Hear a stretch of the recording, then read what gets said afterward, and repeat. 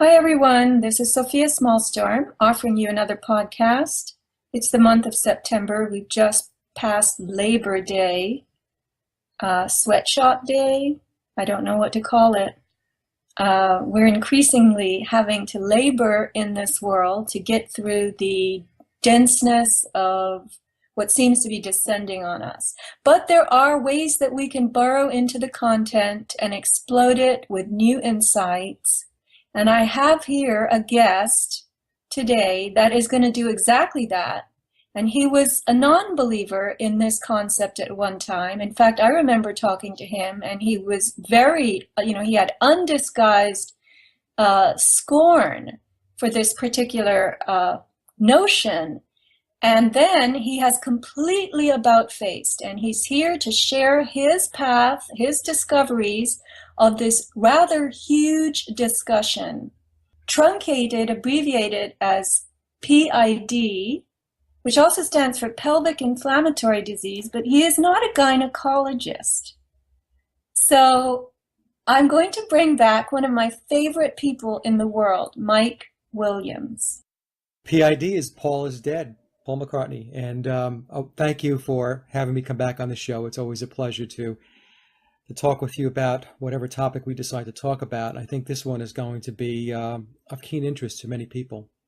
So, Mike, I remember, I don't even know when it was, a year ago, when somebody sent me some Paul thing, and I sent it to you because I see you. I mean, I'm looking at you now on Skype, and you've got this Beatles stuff behind you in your studio.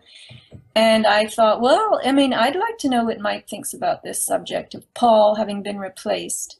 And you immediately, you swatted at that like it was a gnat that had arrived on your screen too many times. And I said, all right, well, if that's what you think, I was going to board that particular train car with you. Because not that I'm slavishly devoted to what you think, but, I have respect for what you think. And that was that. So then suddenly you about-faced. Why don't you tell us how that happened? Well, you're absolutely right. It was about a year ago because the whole Paul is Dead conspiracy was being kicked around again. And it comes up every once in a while, every few years it pops up. It's been in play for about 50 years. And I remember back when I was in high school, Sofia, back in 1976, when I really got into it. I was about 17 years old at that time. I knew all the clues, or most of the clues. I had all the albums, and I even organized a Paul is Dead presentation at my high school. I went to high school in Long Island in New York. It was very well attended, I might add. And I did not believe that he was replaced. I thought that he did have some kind of plastic surgery. I thought that it was perhaps because he was in a car crash. So I never discounted the fact that there was a car crash. And so, they had to fix him up.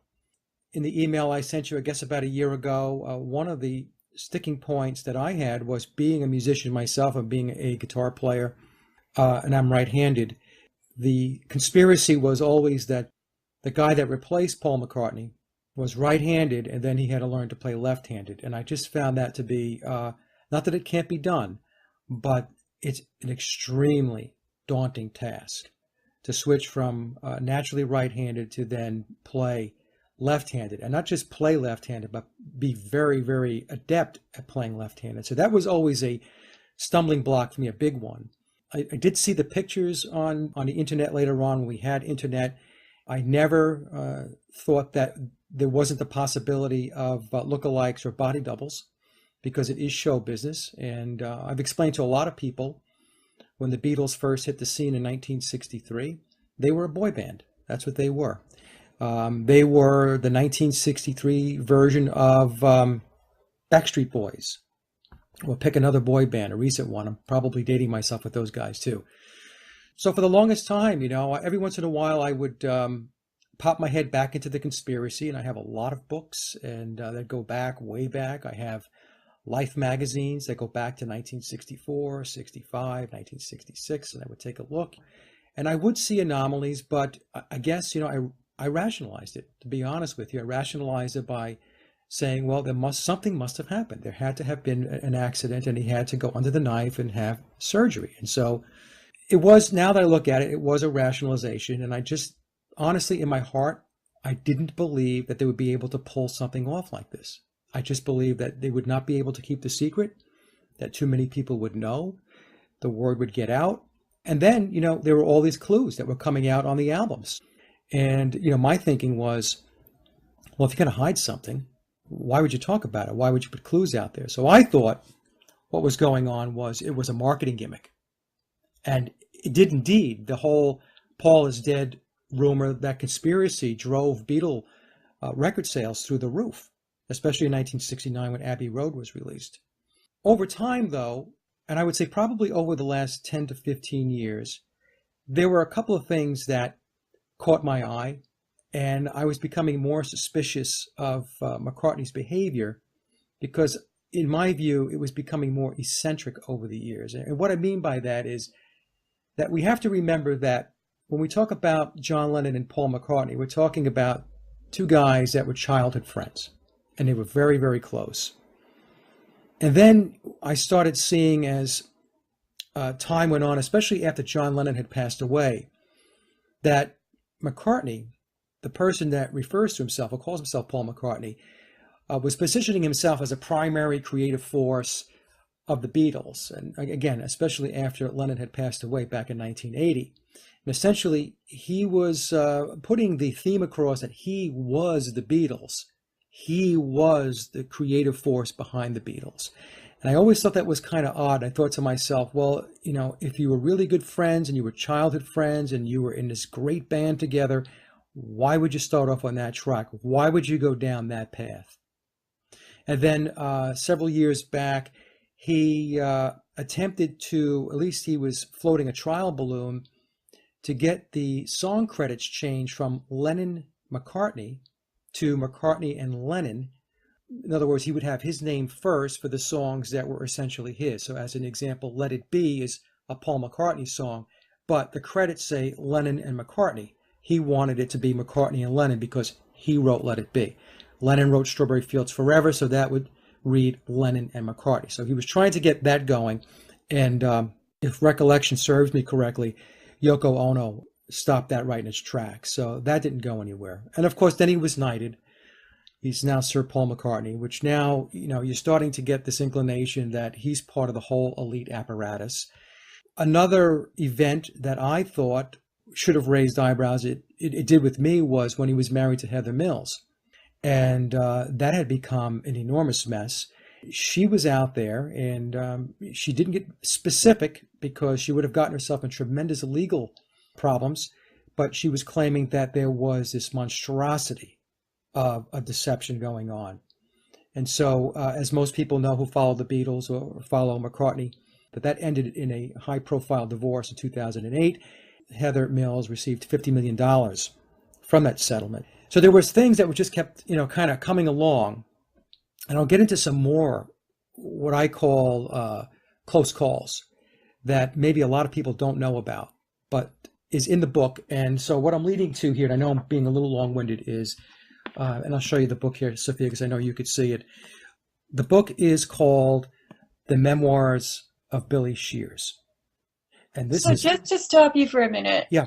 It was upon reading this book that the case was settled for you once and for all, right? Case closed. This book is written by the man that calls himself James Paul McCartney. His name is Bill Shepherd, William Shepherd. So he wrote this book, and it's a tell-all book. It was released in September of 2009. In fact, it was September 9th, 2009. So it's 090909. So we're going to get into some of the numerology and the Masonic influences that just have encapsulated this entire conspiracy. You're waving that book at me, and I'm seeing that it has an author. This Thomas E. Harriot. Yes. Now, you're telling me it was written by this Billy Shears, who is Paul McCartney, but then why does it have that guy as the author? Okay, so the Thomas E. Harriot, he's an author. We would refer to him, I guess, as an author, but It's a very interesting title that they've given him for this book. They call him the encoder. And I'll get into that in a little bit. But Thomas E.U. Harriot, I looked him up, and there's very little on him on the internet. And what I did find, believe it or not, I found in the description box on Amazon.com if you go to buy this book. And I'll read this. Thomas E.U. Harriot, author, poet, philosopher, speaker, and teacher, earned his Bachelor of Arts degree in English at Brigham Young University in Utah and his Master of Education degree at Westminster College in Salt Lake City.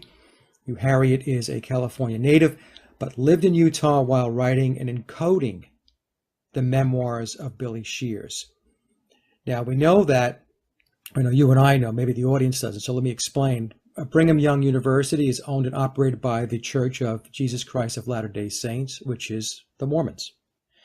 And the Mormons are totally and completely linked to the Freemasons. In fact, the Freemasons created the Mormon religion. So we're beginning to get here now. We have this gentleman, Thomas E.U. Harriot, being called the encoder / author. He is, out of Brigham Young University.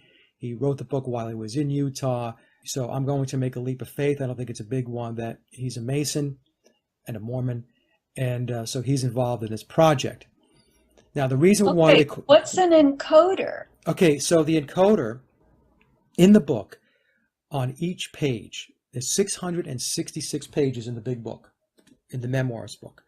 The smaller book is called Billy's Back. This is the abridged version. It's about 250 somewhat pages. I read this first just to get a taste of what it was all about, to make sure, I didn't waste my money on a bigger book. And this was so unbelievable, an unbelievable read, that I went and bought the big book, 666 pages, so 666 again, right? So we're talking about the book being released on 09/09/09, 666 pages. And the reason why they call him the encoder is because in the book, and I'll show you this, Sophia, hopefully you can see this, and I will put a copy of this in the video when I do it, because I'll put all the visuals in here. But what you can see here is, here's a page, any page I just picked out of the book. Now, I don't know if you can see this, but there are bolded words throughout that page. So what the encoder did, what Thomas E.U. Harriot did, was there were words that were selected throughout the text on every single page, all 666 pages, that essentially give the reader a synopsis or a brief take on what, I guess, the premise or the thoughts of William Shepard or Bill Shepard, what they are. Okay, so as an example, I don't know if this is making sense, but on page 108, I'm going to read this. So it says, I play the part of Paul McCartney for this fine, long-running show, but I am still Bill. Rightly so, all performances require performers to adopt personas fitting each specific show. It is not dishonest to have one role with a name in one film and another of each in some other show. It is all showbiz. Every role has its own name. Playing the part of Paul is the same. For the Beatles, my name was Paul. My solo Paul work is a spin-off of the Beatles act. In other roles, I go by other names. So essentially, this guy, Bill Shepard, Bill Shepard is playing a part. He's playing a character, if you will. Now, I just read you that paragraph. So now, in that paragraph, he bolded out specific words. I'm going to read the bold out words. I play the long-running show. All performances require each to have one role with a name. In some other show, every role has its own name. The part of Paul is the same. I go by several names. So it might sound a little choppy, but what it's doing is it's essentially summarizing the page. And they're doing it by encoding certain words within the book in order to do that. And again, like I said, this is done throughout all 666 pages of the book. Now, I guess the point being that it's extremely intricate. So an enormous amount of time and effort went into putting this book together. Aside from the fact that Bill Shepard, who plays the part of Paul McCartney, had to compile all this, and he had to have started this years before this book was released, and then connecting with Thomas E.U. Harriot to encode the entire book. So that's why they call him the encoder. But he is, for all intents and purposes, I guess we can call him the author of the book. All right. So where did you, Harriet, the book is written in what we call first person, I. Yes. And presumably people who write I books are writing the book themselves. But in this case, he had a ghost writer who's given credit, Thomas E.U. Harriet, who has Right. done this bolding, which allows for a kind of speed reading of every page. But so you, Harriet, knows this Billy Shears guy, right? Yes. Yeah. He apparently, I mean, he has to know him. If he didn't know him, if he didn't know Bill Shepherd beforehand, he certainly knows him now because they had to work very, very closely over, I would think, a long period of time to put the book together. So you are 100% sure that this was a collaborative effort. Is that documented somewhere? The publishing of the book is very low key. It's very unassuming. So, in other words, if you go onto Amazon, it was published in CreateSpace, which is an independent publishing platform. Now, some people might say, well, that's crazy. You know, I mean, the guy who's playing Paul McCartney with all his money, he would do something like that. But folks also have to understand that, and I'm going to call him Bill from now on because he's not Paul McCartney. His name is Bill Shepherd, William Shepherd. Bill has done various projects, many projects over his career where he has taken on different roles, different personas. As an example, he did an album going back many years ago called Percy Thrillington. And nobody at the time knew who Percy Thrillington was, but then later on it came out that people, of course, thought that Shepherd was McCartney, that it was McCartney. He had put an album together, and it was an orchestration rendition of his Ram album. So he came out with Ram as his second album after his first solo release, which was called McCartney. So after McCartney, he released Ram. And so years later, what he did was he took the Ram album and he put an orchestra behind it. And it was almost like a classical rendition of McCartney's rock album called Ram. He also released a CD several years back called The Fireman. And, this was another CD where he was, his name was downplayed. He didn't stick McCartney all over it. It was just called The Fireman. But this was another project that he was involved in. Now, the one thing, though, is that the book is published by Pepper Press. Now, I took a look at who was Pepper Press. And it's in the book, and I also checked it elsewhere on the internet. It's a subsidiary of Macca Corporation, M-A-C-C-A Corporation, Macca Corporation. On the website, on the Billy Shears website, it says most of the material for this book is based on words by the current Paul McCartney, formerly known as William Shepherd. However, Hugh Harriet took liberties with dialogue and other elements, ensuring that this book is a work of historical fiction. Some parts are exact quotes, some quotes were modified to fit the code or the narrative, and sometimes the setting was modified. Now, the book had to be written as historical fiction, and this is explained in the book very thoroughly because of non-disclosure and confidentiality agreements that Bill Shepherd has signed. So he can't let the cat out of the bag. So he's got to camouflage it to some degree in order to put enough fiction into the writing so that he can't get sued and be in breach of contract and get himself in all kinds of trouble. But he makes it very clear that the vast, vast majority of the book is very accurate and it is historical. All right. So who makes that clear, you, Harriet, or Shepherd? It's made clear in the book, but also if you go to the website, if you go to billyshears.com, and if you click on to the right, there's going to be a button called The Rest, R-E-S-T. If you go there, there's going to be some Q&As. Those Q&As will answer questions like, to what extent was William, who replaced Paul, involved in writing and encoding the memoirs of Billy Shears? And the answer is the encoding was done entirely by Thomas E.U. Harriet, even though you, the reader, will realize that much of the material could only have been known by William, the new Paul, or by his closest confidants. And even though William, Bill, is the primary source, we maintain the position that William Paul had nothing to do with it. So they're playing a little bit of this, this fine line, this little game here, because McCartney, the guy who plays McCartney, Bill Shepherd, has to be very, very careful as to not to breach his confidentiality agreements and non-disclosure agreements. He's under contract. But another thing that came to mind, Sophia, when I did this work and I looked into this, you and I have talked about strawmen, the corporate strawman. Yep. So James Paul McCartney is Bill Shepherd's straw man. James Paul McCartney, as he's known today, is not a person. He's a corporation. He's a business. That makes a lot of sense. That's how this whole thing went forward. The only reason I'm nitpicking so much about this cooperation, collaboration is I just want to know the source, because what's happening is we're getting a lot of layering. This is your read of the book. Right. The book is Thomas U. Harriot's encoding or whatever compilation of words from this Shepherd guy who now is titled on the book Shears. So you're going to have to explain that too. And so now, I just want to keep things straight so that we know where it's all coming from.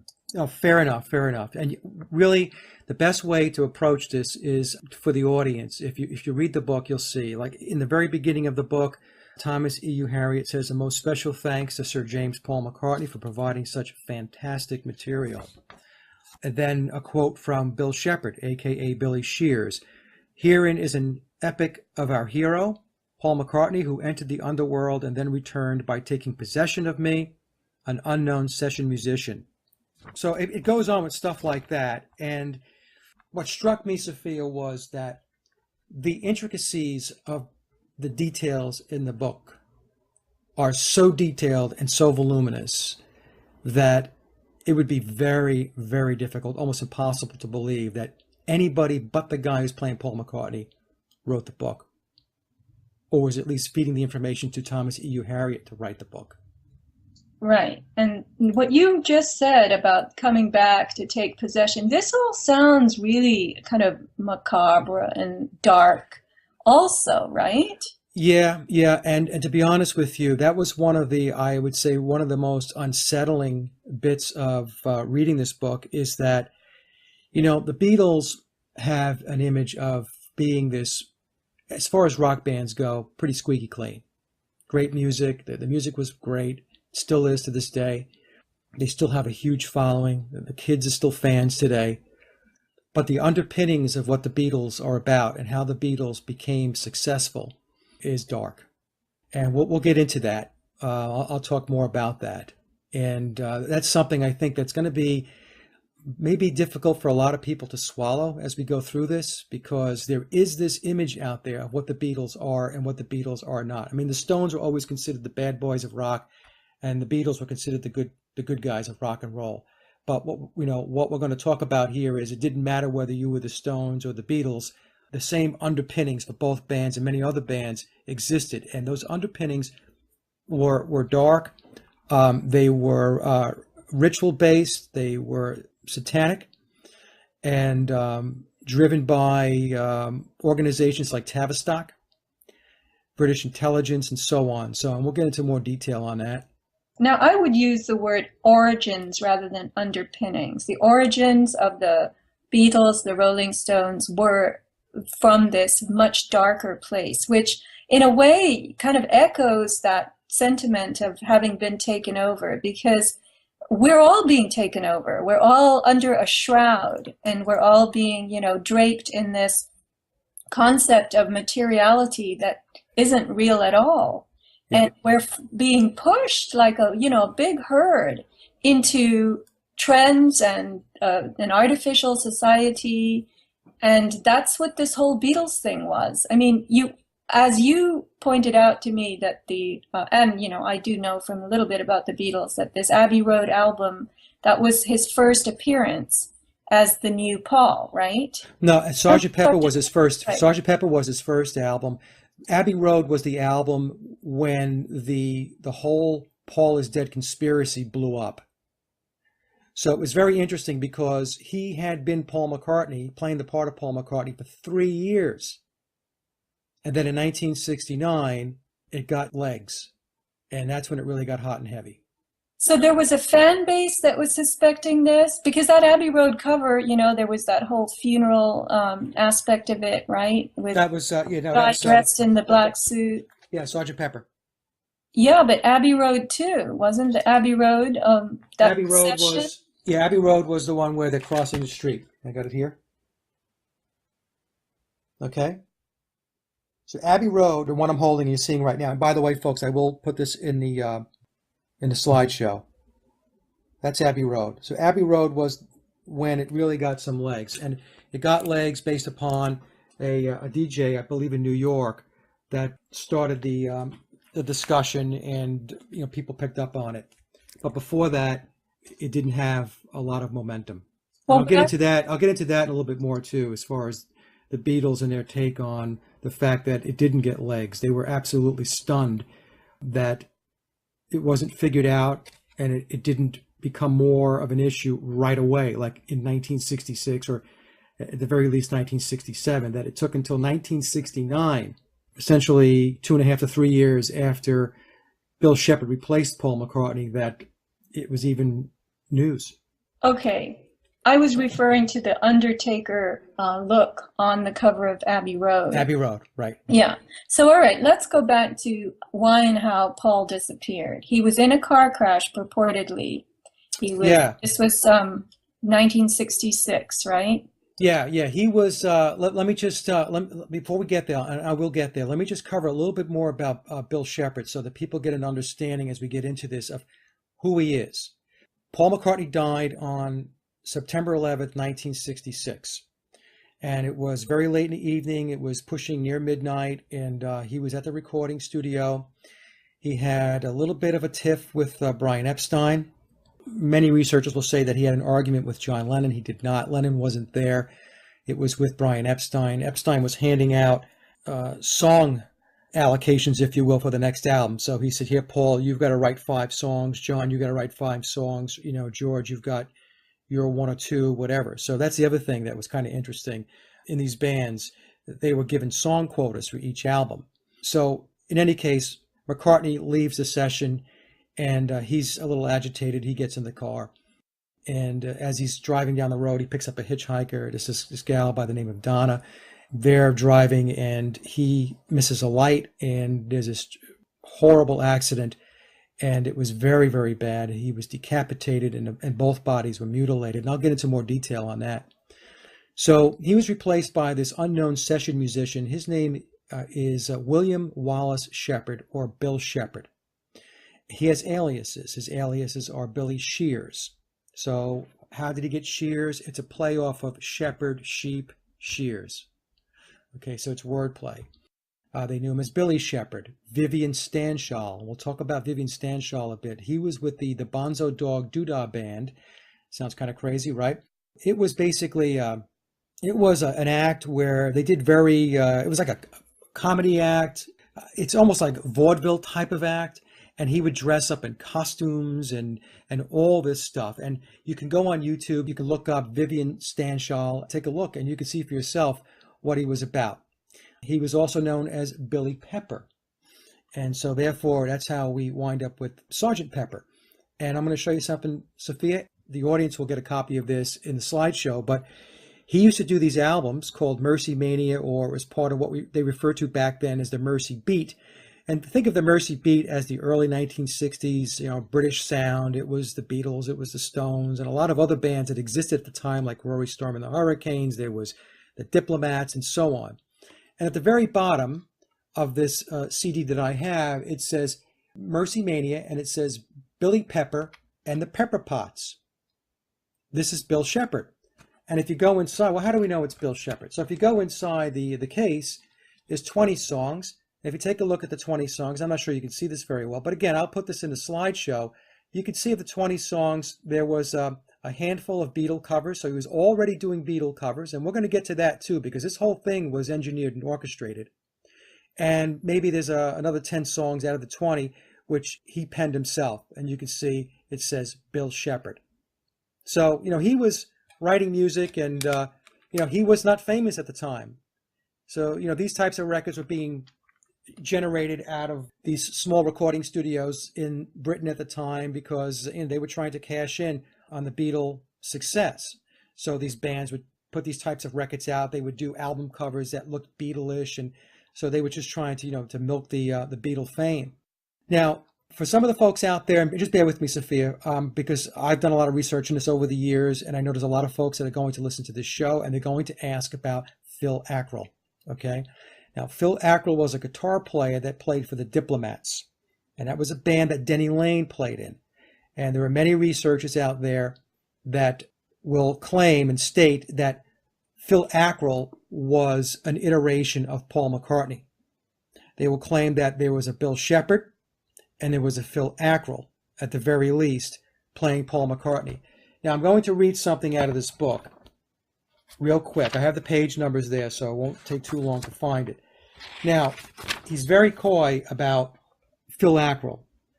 So he says in the book, some Paul is Dead investigators will likely tell you, I played then, he's talking about when the Diplomats were playing, back in the early 1960s, not as the Beatles' Paul McCartney, but as the Diplomats' Phil Ackrell.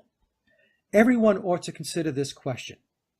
If I were Phil, why wouldn't I admit it now? He was a dandy singer and a guitar player and a fine person. Who would this Bill rather have been than Phil? So I think what he's saying there, and again, it's a little bit of wordplay, and I think he's doing it intentionally. But when he says, who would this Bill rather have been than Phil? Well, the answer might be, well, he would rather have been Paul and not Phil. But the problem with that is that at that time, Paul McCartney was alive and well. So being Paul at that point, like 1962, as an example, 61, 62, how could you be Paul? Paul was there. So in any case, so for the folks that are listening, and they're very adamant about the fact that Phil Ackrell was an iteration, or at one point was a Paul McCartney, played that part. It could be, folks, I don't know. But in the book, he doesn't admit it, at least not directly. He's a formally trained musician and can read, write, and score music. This is something that a lot of folks are going to be surprised, because it was always been told that the Beatles couldn't read or write music, that, they played by ear and all that stuff. But he is formally trained, and he can read, write, and score music. In fact, he mentions in the book that he was involved with some of the scoring of the orchestration on Sgt. Pepper. He is Scottish. He's a direct descendant of William Wallace. This is the character that Mel Gibson played in the movie Braveheart. He is a high-ranking Mason. He admits this in the book and has a very deep understanding of the occult and the esoteric. This comes out very, very clear in the book. Very clear. He's 5 years older than the biological McCartney. He was born in 1937. James Paul McCartney, the biological Paul, was born on June 18, 1942. He claims the biological deceased Paul McCartney works through him from the other side. So there is this possessed. He's channeling him from the other side. Okay, I know it sounds very weird and very bizarre, but we'll talk more about this. This is what's going on here. When I talked about when you said, Sophia, the origins of how the Beatles came about, and we're starting to see now, he's talking about somebody who's died is still plugged into him. He does state in the book why he wrote it, and he said it's because he's getting old. He doesn't have much runway left in his life. In fact, if you do the math, he's pushing 80 years old right now, and he wants to put the truth out there. Okay, so I have a question. Yeah. Because I am not the, music aficionado that a lot of people are who might be listening. I'm just a regular person. So this accident that Paul McCartney had on September 11th, did you say? Yeah. Was this an accident, a sort of ill-fated accident, but happenstance, and naturally it was not contrived, or do you know the answer to that? I don't know the answer to that definitively. I will tell you that when we get into the dates and we get into Paul McCartney, the biological Paul McCartney's behavior leading up to that date, I will say that it was planned. I'm going to go out on a limb, and there's going to be people that are going to be screaming at me. I believe it was planned, and I believe it was part of a Masonic ritual. And we will get into that. And I think you'll start to see, as I go through more of the details and through more of the numerology, that you can see where it might be easy to come to that conclusion. Okay, so let's put that in our, back pocket. And so then that makes me wonder if this William Shepherd was just lying in wait all those years, the 2.5 years that the real Paul was ambling around being himself. Yeah. So this character, descended as he was and I don't know at what time he attained his degree of masonry, but he was from a Masonic lineage. He was pre-selected to become the Uber Beetle, right? Yes, and I'll explain that. You're absolutely right. That's exactly what happened. He was in the wings. This was not somebody that they stumbled upon and said, "Oh, I think you'll do." It didn't work that way. He was in the wings. He was there. His role was to take the band, which was a Tavistock project, to take the band to the next level. And I'll get into more detail about what that means. Now, as a Tavistock project, for the most part, is it safe to say, I'm using that phrase for the most part, did the Beatles start generically and organically as four lads from Liverpool who just happened to be friends and started playing and had their own particular, charm? Did it start out naturally, or were they also put together by this engineering? I believe the Beatles themselves, and again, this is my surmising, okay? They were very young when they met. Paul McCartney and John Lennon met when they were like 15, 16 years old. So they were teenagers. I do believe that they come from Masonic families, especially the McCartney clan. So I think that it's very possible that biological Paul McCartney was brought along, maybe unbeknownst to him, into this process. But I do believe that the Beatles themselves were organic in the sense that they were four guys at the time when, well, Ringo wasn't there, it was Pete Best. They were four guys, and they were playing the bar scene. They were in the Cavern in Liverpool. They're playing in Hamburg, Germany, which was, you couldn't get in a more darker, danker place at that time, So they were paying their dues. I mean, it wasn't like they just got pulled out and said, okay, here you go, suit up and get on the Ed Sullivan show. I mean, that didn't happen. So they were paying their dues, Sophia, and it was brutal. I mean, when they were in Hamburg, they were living in, four of them in one room, some of them sleeping on the floor and so on. But, I think what happens is that these guys, these bands like the Beatles, the Stones, the Diplomats, Rory Storm and the Hurricanes, and there's a lot of other bands back from those days. I think what happens is they're all doing the same thing. So they become a pool of resource, if you will, in which to pull in. And of course, these are young guys, and they're being propositioned with record contracts and money and so on. I mean, and let's face it, what the heck are you doing all that playing for? So that you could just go home exhausted and go work a 9-to-5 job? No, you're going to want to be a rock star. So to answer your question, if I had to take a guess, the four individuals themselves probably had very little, if any, knowledge in the very beginning that they were being engineered and that they were being led and orchestrated. Okay, that's fair enough. Okay? Doesn't sound like you agree with that.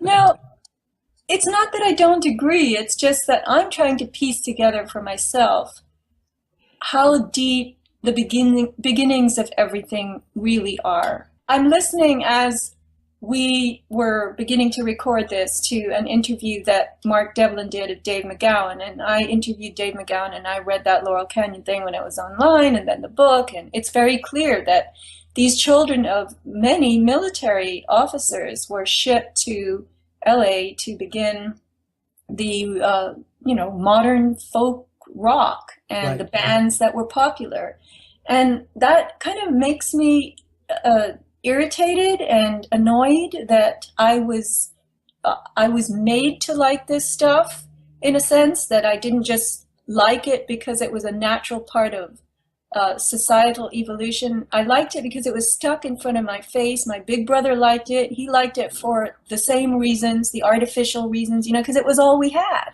It's the same reason that you drive along today and you come to a red light and there's some teenager in the car listening to the most dissonant stuff. And I'm thinking, why are they listening to this? But this is their music, just the way that was our music, right? But Right. somebody gave all this music to us. Somebody handed it to us. It was on plates. It was on the smorgasbord, the buffet. And that's what we chose, and that's what we listened to. And that makes me annoyed. I can't explain why. No, I completely can relate to that because as I was reading through the book, Sophia, I was getting angry. I was getting angry because because we're friends, that I am a big Beatle freak, and they are the reason why I picked up the guitar, and they're the reason that I learned to write music, record music, and so on. Now, I wasn't naive. I mean, I didn't think that they just hip hopped along and, they just basically got lucky and they had all this fame and fortune. I mean, I had the wherewithal to know that you had to be networked, you had to be plugged in, and there were favors. But at the end of the day, you're still thinking that the band itself was still four individuals that were organic, creative, doing their thing. But after I got done reading this book, it was upsetting. It was upsetting because the realization came over me like a wave, like I was standing on the beach and it's like 50-foot wave smashed me to the ground. I had to come to grips with the fact that, Mike, what you thought they were about, or what any band was about, is not true. That it's another deception. It's another falsehood. It's another lie. So I completely get it. I completely get it. And I'm not trying to put a happy face on with this because this was hard for me to swallow. As we said in the beginning of the show, I didn't really want to get into this. I really didn't want to believe this. But, doing the work that I do and doing the research, I'm like, well, you just can't sit there and say you're not going to look at it. So I did with an open mind. And when I came out of it, Paul McCartney died on September 11th, 1966. And we've been listening to Bill Shepherd for 50 years. That's that. I mean, that's the net of it, folks. I mean, does it make you feel good? And I'll tell you, as I get more into this, there's a lot of other stuff that you're not going to like. All right. Well, you keep saying as I get more into this, I'm going to tell more later. This is going to be quite a long haul, but we'll do it. I don't care how many hours this interview takes.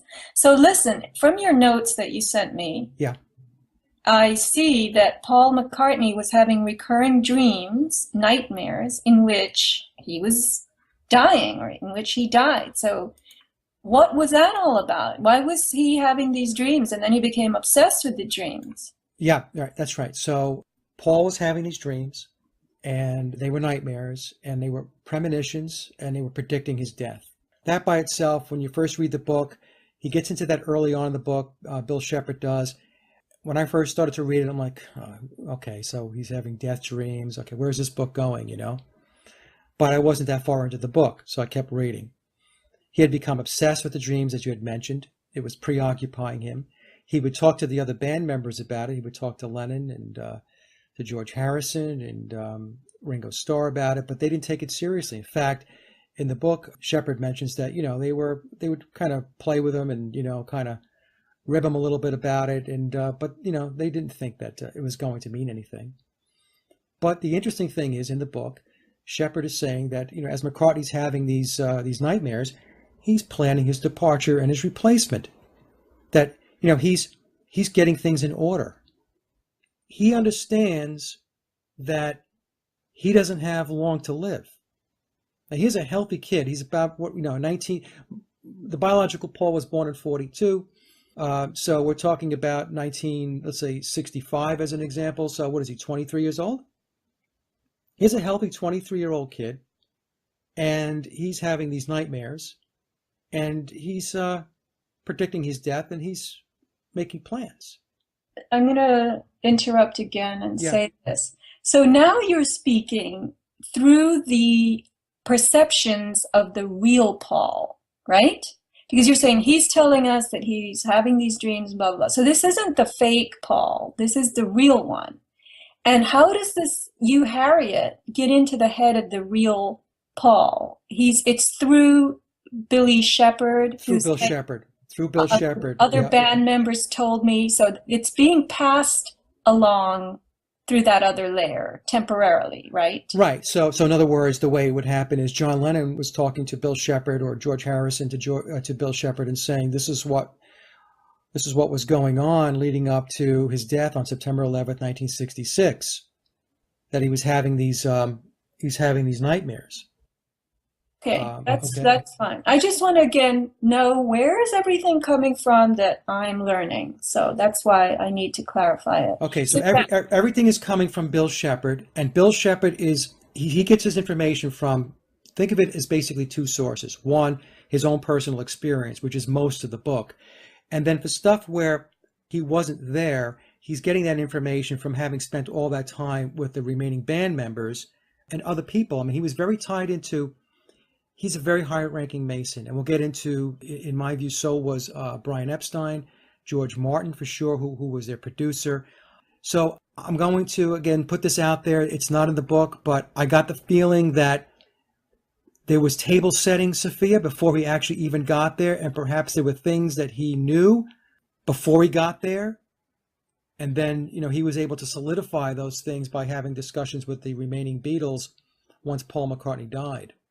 Does that make sense? Yeah, yeah. Now, okay, so when you keep saying that this one was a high-ranking Mason and that one was, this is sort of a side question. Do you get to be a high-ranking Mason quickly, or are you an initiate that then travels to the higher rankings of Masonry because of what you do and what you perform for them? So eventually these guys got to be high-ranking Masons rather than they started at 21 and they were in the high degree of Masonry. He was a Mason at the time when he entered into the picture, because he clearly states that. The way he phrases it is that his uncle at the time was a much higher ranking Mason than he was.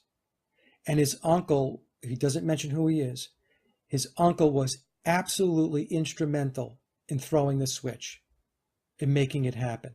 Okay, so he makes that statement in the book. And he said, yeah, I'm trying to remember the quote because I don't have the actual page in front of me now. I believe what he said was, my uncle was a much higher ranking Mason than I was at that time. And so what I read into that comment in the book is that today he's equal to or at a higher degree than his uncle. And I would think that his uncle had to be at least a 33rd degree Mason because of how it transpired. And I'll take you through that. And your eyeballs will pop out of your head, I'm telling you. Mm-hmm. So we have this McCartney family, Paul's family, that was also Masonic, right? And this new shepherd guy, he's from a Masonic family. He's got some uncle that's a very high-ranking Mason, and the McCartney family is Masonic. So well, I'm supposing, I'm making a guess, an educated guess, that the McCartney family were Masons because of the way this went down.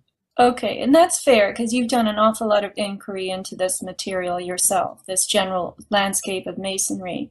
So this whole thing, this replacement, the organic Paul's fear of death, and then the replacement with this Uber guy, this was, for what purpose do you think? Because Paul would never have been the force that could have gotten the Beatles to this very high prominence. What do you, can you say anything about that? Yeah. So what it was a shift in gears, right? So the biological Paul took them from 1963 to 1966.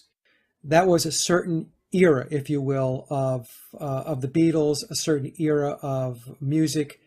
And then they were going to make the change from the boy band love songs to the psychedelic era. And so when they brought Bill Shepherd in, or Bill Shepherd was placed into the band, they brought in somebody who was highly, highly qualified, somebody who was extremely talented, and he was going to take him to that next level. And it's very interesting. Let me show you something here. Again, folks, I will put this into the show notes, but this is a very important, I think, piece of the puzzle here. Now, this is a Beatle album. You can see this, Sophia. I don't want to block the microphone so the folks can hear me. It's called A Collection of Beatle Oldies. Now, I always found this record to be very, very odd, because this record is called, again, A Collection of Beatles Oldies, and it covers the band's music from 1963 when they debuted with Please Please Me to 1966. That's the biological Paul era, 1963 to 1966. And they're calling it A Collection of Beatles Oldies. Why would it be oldies? Why would a song from 1963 or 64 be old in 1966? So what they're doing here is just saying, ladies and gentlemen, this is the old band. They didn't call it the greatest hits. That would have been different. If they would have said the Beatles' greatest hits to this point, nobody would have blinked. But they're calling it oldies. And on the Billy Shears website, they say that the person on the front cover, and again, folks, I will put this in the show notes so you can see what I'm talking about here. This man on the front cover of this album cover, which I always thought was odd too, because there's nothing Beatles about it. That's Bill Shepherd. Okay, so they're depicting Bill Shepherd on the front cover. And over here, you can see the car. This is the car McCartney was in going down that road. So there's a lot of symbolism in this record. So they took that album and basically made that the part one of the Beatles. Part two is the Bill Shepherd era. Do you see that purple jacket too? You know that purple is the sign of death, Yeah. the color of death. Just thought I'd throw that in so I don't appear to be totally ignorant. No, you're doing great. Look, I told you before this show, there was so much here, Sophia, that I'm hoping that I can make some sense out of it, to be honest with you.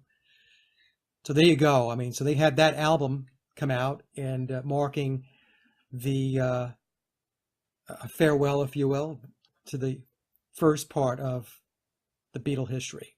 Okay, so let's cover his ability to step into Paul's shoes, which wasn't literal because he had bigger feet. He was taller and he had bigger feet, and apparently the fans didn't seem to notice. But these surgeries he had, also the eyes, because the McCartney eyes and the Shepherd eyes seem to be very close. They're not that divergent in terms of shape. They're kind of unique, both of them, to me anyway, Yeah. and similar, right? Yeah. So how was it done? You want me to take you through that? Yeah. Okay, so how was it done? First and foremost, it's very important that the audience understand, and this is what Bill Shepherd explains throughout the book. So this is not me, this is not my thoughts, this is not me surmising. This is what he says in the book, that he and Paul are spiritually connected, that they are channeling, or he's able to channel Paul McCartney, that he's influenced by the biological Paul that has passed. It's referred to as Paulism, and Paulism is based in Satanism. Okay, I know a lot of people right now probably just fell out of their chairs, but he explains this in the book. Okay, he utilizes mysticism and his understanding of his esoteric teachings from being a Freemason. He recalls in the book a seance where he channeled Paul McCartney's voice, and the rest of the Beatles were there.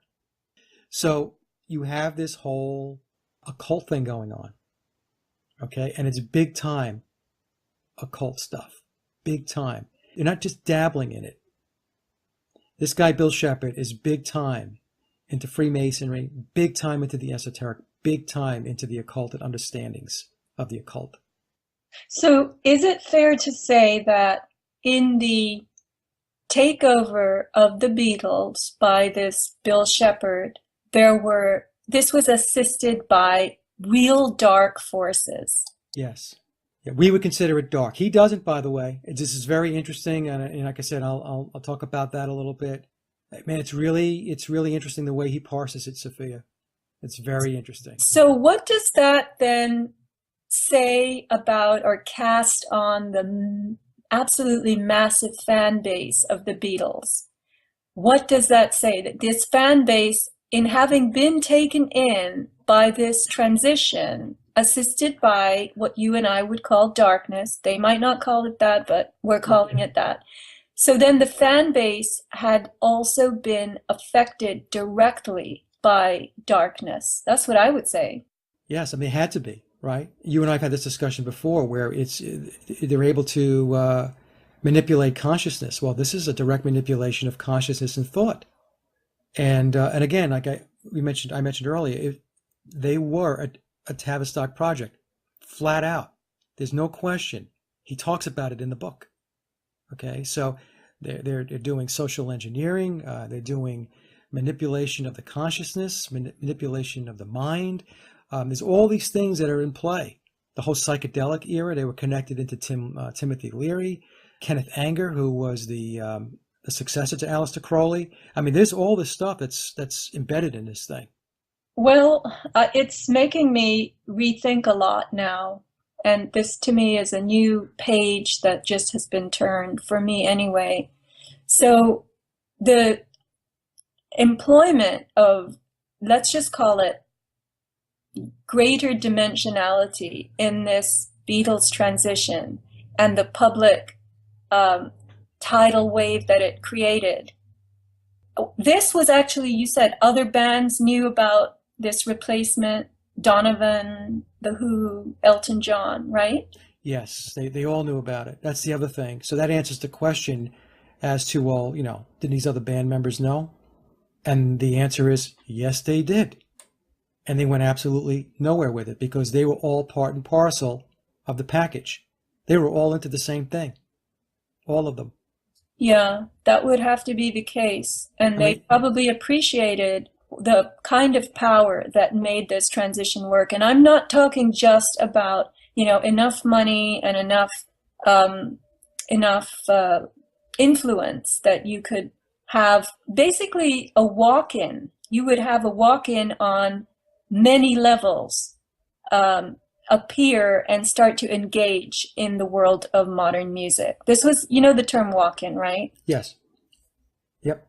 That's exactly right. So Donovan, he knew it. He had many, many discussions with Bill Shepherd when Shepherd first showed up, as did the Stones, especially Mick Jagger, the Who. In fact, the Donovan, the Stones, the Who, and Elton John all wrote Paul is Dead songs. They all wrote songs that had to do with Paul being dead. I didn't know this. And in the book, he breaks it down. He breaks down some of those songs. He breaks down the lyrics and he explains, how to interpret the songs. He and Denny Lane, as an example, for folks who know and follow Bill Shepherd's solo career as the character Paul McCartney, when he had Wings, he was with Denny Lane. Well, he and Denny Lane, Bill Shepherd and Denny Lane go way back, way back. That's why Denny Lane was there when he went solo, because they were buds. Going back to when Denny Lane was playing with the Diplomats. So all of these guys are very close, Sophia. They're all tied in. They were all doing very similar gigs. They all knew each other. And, a lot of these bands were, at a point where they were receiving tremendous fame and fortune. And So, in the book, he states the Stones are flat out Satanists. He just states that in the book. but he doesn't think that's bad, right? He walks a line on that. Let me see. Let me just see if I can get to something here real quick, and I'll explain it. In the meantime, let me just say that I'm sorry to have imbued this with a good, bad kind of schism. I didn't really mean to do that, in the sense that in this dimensionality play, as you said, these forces they vie for control. They compete and vie for control. And this whole idea of the name being Shepherd, Yeah. this to me suggests that he was a shepherd for a dimensionality influence in modern culture. Yep. Now there's no doubt that his name is symbolic of what he was asked to do. Yeah, let me cover this real quick with regard to the question about Satanism being good or bad. And like I said, he parses it. Okay, so this is I was kind of shaking my head when I was going through this and putting it together. In the book, he openly discusses the occult. He openly discusses Satanism. He talks about Freemasonry, mysticism, and all that stuff. Talks about Aleister Crowley, Kenneth Anger, esoteric symbolism, and as I mentioned, Satanism. And on one hand, he's talking about all that stuff and how that stuff was a contributor, a gigantic, tremendous contributor to the success of the Beatles and other bands. But then he goes about and he disavows Crowley and says that was a doctrine of hate, and says he's not a Satanist. He explains that he leveraged Satanism to achieve success. He's not a Satanist, but he leveraged Satanism to achieve success. Now, those are my words, but essentially going through the book and pulling out of it what was his position, that was his position. I'm not a Satanist, but I use Satanism in order to be successful. Now, I don't know. That didn't sit well with me, I have to be honest with you. So this is Shepherd saying that? Yeah. Okay. Yeah. Shepherd saying that. And, he's deeply into numerology. He has one chapter in the book where he's just going through numbers and how he likes to play with numbers. But then he states he's not caught up in it. In the book, he states several times that McCartney, the biological Paul, is all about the nines. And he's all about the sixes and how he likes to play with numbers, and he loves to play with anagrams. But he's not really into the numbers. The 666s and the 999s don't mean a whole lot to him. But then on the other hand, when you take a look at Sgt. Pepper, the entire Sgt. Pepper album is replete with enormous levels of esoteric symbolism. So it's kind of like he wants to have his cake and eat it too. That's kind of how what I got out of it. But, when you take all that stuff and just separate it, it's what you had said. There is the occult. There is the tapping into unseen forces in order to bring about that success. And that's what they were doing. Well, yeah, I mean, to me, that's very interesting because, we assume that there is this backdrop of darkness, Satanism, Luciferianism, occultism, in everything that is deployed at us as whatever, the formation of culture, lives, history. But actually to think that it's not just a backdrop, it's an active force, and it works as an active force. Now this example that you've given makes me rethink a lot. As I just said, it makes me wonder, okay, so they're actually able to use their darkness, they're able to configure it so that it affects us whether we know it or not. Right. That's kind of what is powerful here for me. On the other thing what made me understand is that we tend to think in terms of the occult being something that is in the music industry, let's say over the last 20 years or so, where it became more prevalent. It's more in our face, and it is more in our face because of videos and all that stuff. But it made me understand that, hey, Mike, it's not something that was just the last 20 years. We're going back 50 years. And like you said, it's a driving force. This is not just like a little assist, a little aid to help you become successful. This is the actual, this is the engine to drive the success. Yeah, that's something to contemplate, really. It makes you want to rethink everything. It makes you want to rethink, Apple computers and everything that's happening. Yeah. Everything that's happening. But anyway, so let's persist in this hunt. Do you naturally know where you want to go next? Well, I think what we should do. Did you want me to finish up on some of the occult and the Masonic stuff? You think maybe we should do that? No, it's too scary. Let's depart for a minute. Okay, let's go to the key dates then. You want to do that? Yeah. When things transpired? Okay. All right. So, as I mentioned before, McCartney dies in a very brutal car crash the evening of Sunday, September 11th, 1966. He's decapitated. There was a lady passenger. She was hitchhiking. He picked her up on the way on the road. Her name was Donna. We don't get a last name, but her name was Donna. The bodies were pronounced dead after midnight on Monday, September 12th, 1966. At this time, they don't know the identities of the bodies. That's why I said the bodies were pronounced dead. This is where it gets really interesting. Brian Epstein meets Bill Shepard on September 12th, the day after the car crash, and brings him on board. And as I mentioned before, that Shepard was known as Billy Pepper and was recording Mercy Beat albums, which included Beatle cover songs. And those albums were by Billy Pepper and the Pepper Pots, and Billy Pepper is Bill Shepard. Epstein sends John Lennon a telegram because Lennon was not in the UK at the time. He was in Paris. And he sends that telegram to Lennon on Tuesday, September 13th, 1966. He does not specifically say that Paul passed away. He said something to the effect that dreams do come true, which, is not the way I probably would have worded it. So it's very bizarre. It's like this whole dynamic is getting kind of creepy. Donna's parents were notified on Wednesday, September 14th, 1966, that her daughter was killed in the car crash. And they had found a passport. And so they were able to identify her that way. But of course, it took time to identify the bodies, especially McCartney's, due to the mutilation, the level of the body not being together. Epstein introduced Bill Shepard to John Lennon on Friday, September 16th, 1966, 5 days after Paul died, and this was done in Paris, France. That's where Lennon was. Lennon was incredibly distraught.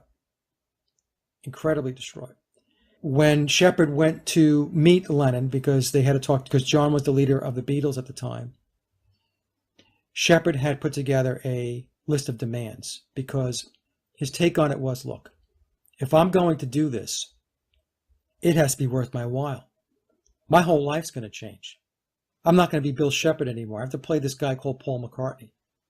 I'm going to look different. I'm not going to be able to be with people I used to be with. My whole life is going to change. So I'm going to go for the gusto. And the top demand was that he takes control of the Beatles. And he put that proposition out there. And the way he tells the story is that, Lennon was under extreme duress. And he just said, fine. He agreed to relinquish control of the Beatles, and he handed the baton over to Bill Shepard, who, for the sake of Sgt. Pepper, was Billy Shears. And he becomes the new leader of the Beatles. And the other demand that he made was that the Beatles were no longer going to be doing love songs, that era was over. Because that's predominantly what they were doing up through 1966. Girl loves boy, boy loves girl songs, love, and so on. He says they're going to take the band in a different direction. And then, therefore, Sgt. Pepper became Shepard's debut album. Sgt. Pepper is Bill Shepard's album. The other Beatles, as band members, of course, participated. Lennon wrote some brilliant songs. He wrote Lucy in the Sky, A Day in the Life. But make no mistake about it, the Sgt. Pepper album was Bill Shepard's album. Now, there is also some word out there, in the Beatle research, Paul is Dead research community, that the song Sgt. Pepper and Fixing a Hole, which is another song on Sgt. Pepper, was supposedly written by Shepard and Beatle manager Mal Evans. He was known as Mal Evans, who was supposed to be their road manager, but he really was a handler. In fact, I have a recording of a show that took place in the early 1970s where Mal Evans admits that he wrote Sgt. Pepper and Fixing a Hole with Bill Shepard. Doesn't call him Bill Shepard, though, calls him Paul. So anyway, those are the two biggie demands that he made, Sophia. I now control the Beatles, and we're not doing love songs anymore. We're taking this to another level. Well, that makes one think that Paul's death was definitely on the table, and there was a real intent to take this Beatle phenomenon into a particular direction. Yes. So let me cover that a little bit, and I think I'll shine some light on that, and I think folks will agree that you're absolutely correct. In the book, he states that his uncle, I mentioned this before, was a very high-ranking Mason, and he called George Martin, his uncle called George Martin, on September 12, 1966, after finding out that McCartney had died. Now, this becomes peculiar because, according to other parts of the book, Shepard is saying they're still trying to identify the body on September 12th. But on September 12th, his uncle calls George Martin, who was the Beatles' producer, and says, and ordered him. In the book, it says his uncle ordered George Martin, didn't ask him, didn't request it, ordered him to have Shepard replace McCartney. And he said that he was selected, that Bill Shepard was selected because of his long qualifying lineage and musical talent. And the same uncle ordered Shepard to acquire the talent in anticipation of that day.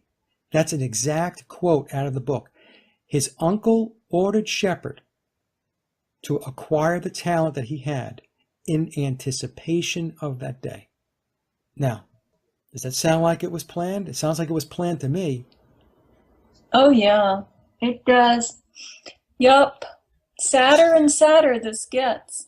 So when George Martin caught up with Brian Epstein, Epstein had already stated to Martin that Shepard had already been selected.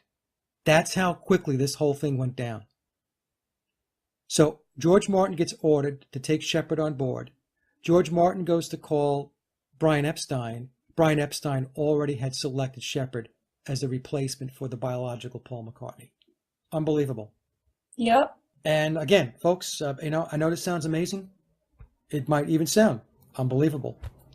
but this is what's in the book. Okay. Where I have to kind of connect the dots, I will tell you. But unless I say that, it's in the book. Okay, so you did send me your notes, and I'm looking at something here that Yeah. the other Beatles did not have Shepard's productive, His work bent. ethic. Yeah, you said work ethic, but they did not appear to share this we must do kind of inclination, and they had a difficult time with him. Yeah, yeah. So the relationship he had with the other Beatles was up and down. So in the book, he mentions that John Lennon, in particular, could be very harsh and difficult at times with him. John was kind of lashing out. Lennon did obviously miss his boyhood buddy, Paul McCartney, and now he's got this other guy in the studio, and he's got to work with him and make believe that everything is the same and nothing has changed. Where in reality, your best friend is dead, and I've got a replacement, and I got to play along with this thing, right? So he does say in the book, though, that there were many moments as time went on when they got along just fine, and where John would even say to him, Bill, I love you. But then there were other times when it became very difficult. And he says that it was very hard for him because, they didn't take to him. And especially when it came down to recording and doing the work. He states in the book that he has a tremendous work ethic. He is a perfectionist, and the other Beatles were not. He says they were talented guys, talented musicians.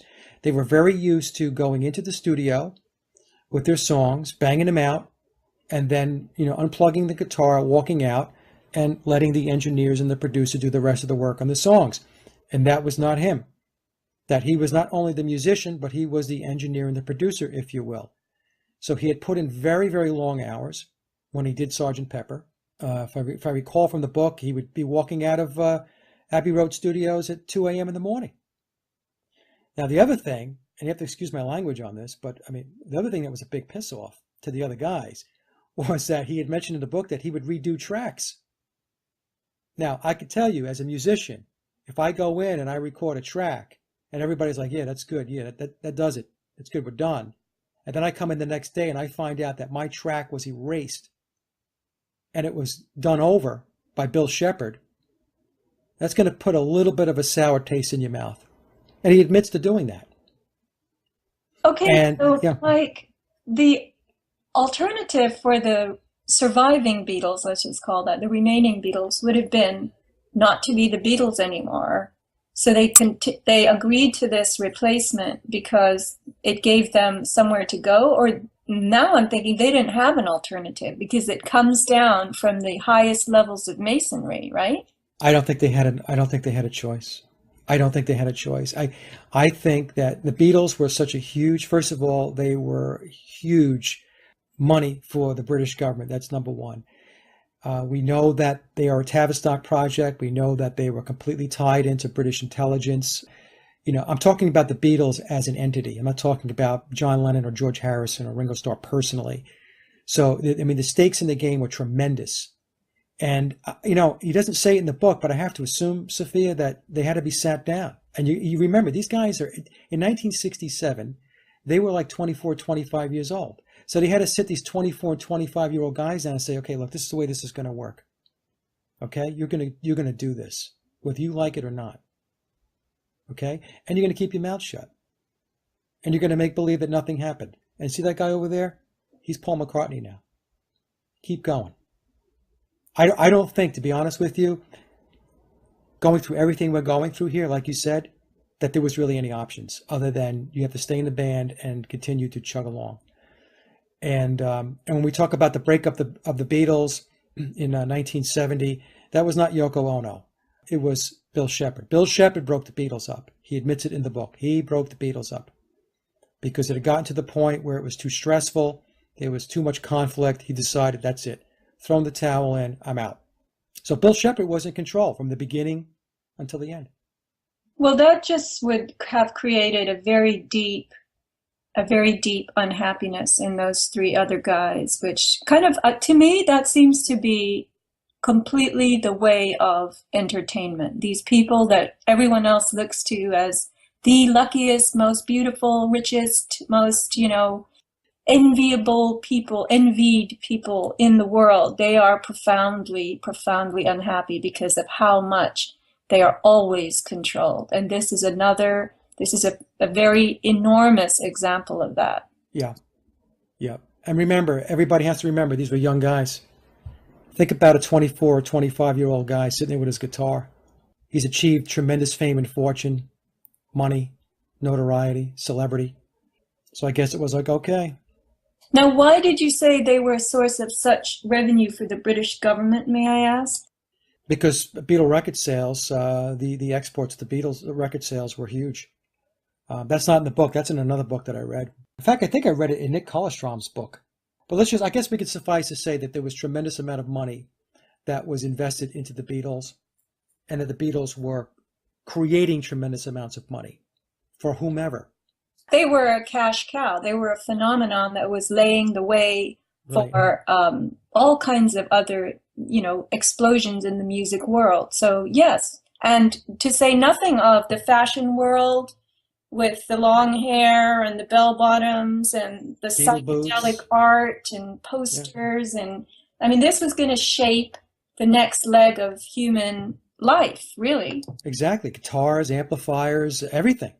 They catapulted an entire generation into an area that it didn't exist before.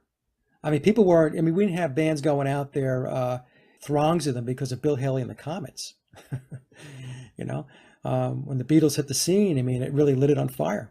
Did you want to talk a little bit more about how it was done? Well, we didn't cover the plastic surgery enough. I'm still curious about the eyes.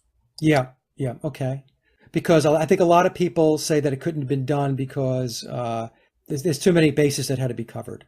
And the truth of the matter is that I believe that there was a huge win for Tavistock in this whole thing, if nothing else, and they got a lot out of it. But they realized, Sophia, that people see what they want to see. And we could talk more about that if you want me to explain it some more. Yes, of course. People see what they want to see. Right. Let me rephrase that. People see what you show them. People see what you show them, but also people see what they want to see. It's more people see what they want to see. And he mentions this in the book. So remember I said before that the switch was made in 1966. He was undergoing extensive plastic surgery. He talks about fillers. There was a lot of work that was done on Bill Shepherd to morph him into somebody who looked more and more like Paul McCartney over time. But one of the key things that they figured out was that he was able to assimilate and blend by association. We mentioned before that, he had different physical attributes. He was taller. He has a narrower face. He has different ears. He has bigger feet. But the thing was, he was pictured with the Beatles as Paul McCartney. So therefore, he is Paul McCartney. And people looked right past all of the obvious. That's Paul McCartney. Well, doesn't he look different? Oh, yeah, different era. It's psychedelic. They grew their hair out, different clothing, mustaches and beards. But that's Paul McCartney. And I think that this was such a tremendous revelation to the people that were involved in the engineering, like Tavistock and British intelligence. Because all along, they were very concerned that people were going to figure it out. And then what was going to happen? What was going to happen when people figured out we duped them? But nobody figured it out. Or at Let least, me ask you this. yeah. I have a couple of questions here now. So I was friendly with a display designer once. She did department store windows, and she told me that you can sell anything if you display it correctly, if you display it effectively. Yeah. Doesn't matter what it is, but you can sell it if you know how to display it. So I would say they did that with Paul McCartney, Bill Shepherd. But you, Mike, in the time that you did not accept the replacement story, what did you say about the comparison of faces and bodies? Sophia, I look back at it now and I feel kind of dumb, to be honest with you. But I'll tell you what my thinking was. I think a big piece of it was that I just didn't want to believe it. Not that I didn't want to believe it. I just didn't think that a conspiracy this huge, where somebody is in the public eye all the time, was possible. I would think that, I would always think to myself, somebody's going to step forward. There are other bands, there are people that he knows, there are people that he works with, and you're going to tell me that nobody has stepped forward and said, that guy's not Paul McCartney? That's what I was thinking. And myself, like many others, got duped into the whole change in scenery. So if you take a look back at the old Beatle albums, like Beatles for Sale, or Meet the Beatles, and you take a look at how they would dress in those little gray suits and everything else with the mop top haircuts, and then all of a sudden, Sgt. Pepper comes out, completely different. It's a different band. They have the colorful band outfits on, and they got these mustaches and these beards, and all of a sudden this boy band became something so much different, like they grew up. The Beatles grew up. Look at them now. And I think that that's what happened, Look, I can even kick myself because as I go back now and I listen to, let's say, a song like Yesterday, which is Biological Paul, or Eleanor Rigby, which is Biological Paul. And then I listen to Penny Lane, or I listen to Hello Goodbye. That's clearly not the same guy singing. It sounds a little similar, but it's clearly not the same guy. And so why didn't I pick that up? And I didn't pick it up because I was more focused on the music. The music was great. No matter how you shake it, regardless of how people leave listening to this, they feel about what Bill Shepherd did. The bottom line is the man is a brilliant musician. He wrote brilliant songs, and he still does to this day. And I guess I was caught up in all of that as a musician myself, and just being an aficionado of music. So you were dazzled by the effect, really. I was dazzled by the effect. Yeah, I would say so. So their display was extremely successful. So let me throw this into the mix. Yeah, go ahead.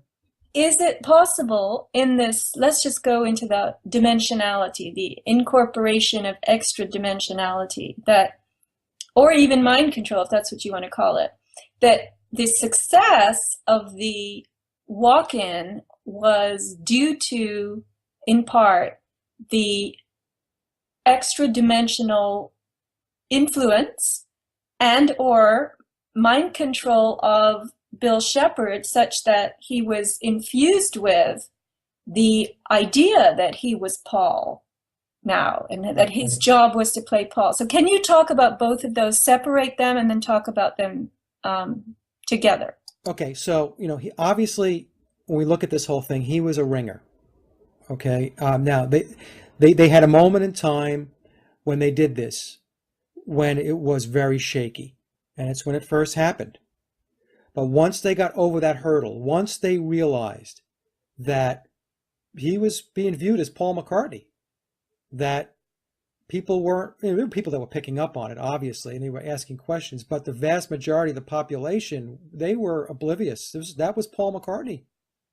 Once they got past that little hump, I think that they thought to themselves, we have smooth sailing. And for the most part, he did. I'll mention a couple of situations where it was not, where there were some close calls. So I think that was one aspect of it. They put somebody in there that once they got over that hump, that initial shaky point, they knew that this guy, he had the talent, the skills, and the abilities to carry it forward. Now, his ability to do that, and this is very important, and this is a very important piece of the book, as you had mentioned, it was his ability to be influenced and to be channeling and to be completely connected to Paul McCartney on the other side. There was a possession. Bill is Paul, Paul is Bill. So he views that to this day, because this book was finished in 2009, so as of 7 years ago, I'm sure that he hasn't changed his mind, that these guys are essentially sharing the same physical body. Obviously, he believes that that connection is a huge piece in his ability to be able to take on the whole Paul persona and to be Paul McCartney. And as he's playing the character of Paul McCartney, to think like Paul McCartney, to act like Paul McCartney. There had to be a certain amount of of willingness and enthusiasm on his part to do this, to get into it on that level, to say, yes, I want my body shared with this presence of this person who has departed. I want to achieve all this. I'm going to do everything in my power and in my being to make it happen. So there had to be some very deep level of cooperation and participation and desire in him, right? No doubt about it. No doubt about it. In fact, he mentions in the book that, he had very lucid dreams where Paul McCartney was in those dreams.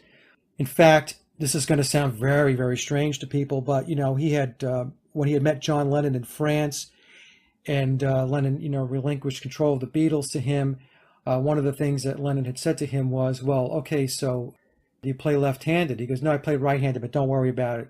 I'll play left-handed. And I guess Lennon looked at him like, okay. And so the way he was able to play left-handed, this is what he explains in the book, is that he was trying to teach himself to play left-handed, guitar and bass. And I guess he was working on the bass initially. And he played the Beatles' Revolver album. That was the last album that Biological Paul played on. That was the album before Sgt. Pepper. And he wasn't getting it. He was not able to play left-handed. And so he summoned Paul McCartney and asked for help. And I'm going to paraphrase this, but it's going to be a very accurate paraphrasing. Once he did that, he sensed and felt McCartney's presence come to him and come over him. And once that happened, he played bass left-handed. Now, some people are going to shake their heads and they're going to say, that sounds like a bunch of nonsense. But the guy's playing left-handed. Something happened where this right-handed guitar player all of a sudden was very good at playing left-handed. You know who wouldn't believe this part of this interview or this part of your analysis? Fetzer. The fact that an interdimensional assistance was given is what would be hard for him to believe. Got it. No, you're absolutely right. There's a lot of people, if you don't understand that or you don't believe that stuff exists, you will never accept that premise. You will never. Now, my response to people who would debate that, let's say if Jim were talking to me, I would say, Jim, I'm a guitar player. I've been playing guitar since I was 15 years old. Okay, I'm 57 today, so I've been playing guitar for a long time. If tomorrow you said to me, Mike, we want you to be in this band, you're going to make a lot of money. But here's the catch. You've got to play guitar left-handed. I'd be like, you know what, guys? That's not going to happen.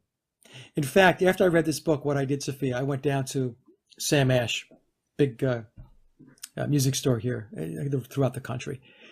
And I picked up a lefty guitar. I'm like, you know what? I'm not going to plug it in because I don't want to sound like, I'm completely inept at this. But I said, let me see how good I can do with this thing. Just picking it up and playing. It was a mess, a total mess. And I know how the chords are played. I know how the fingers, where they go on the fretboard. I know all of this stuff. I've been playing guitar for 40-something years. Right-handed, I'm a pretty good guitar player. Left-handed, forget it. It was like a 3-year-old.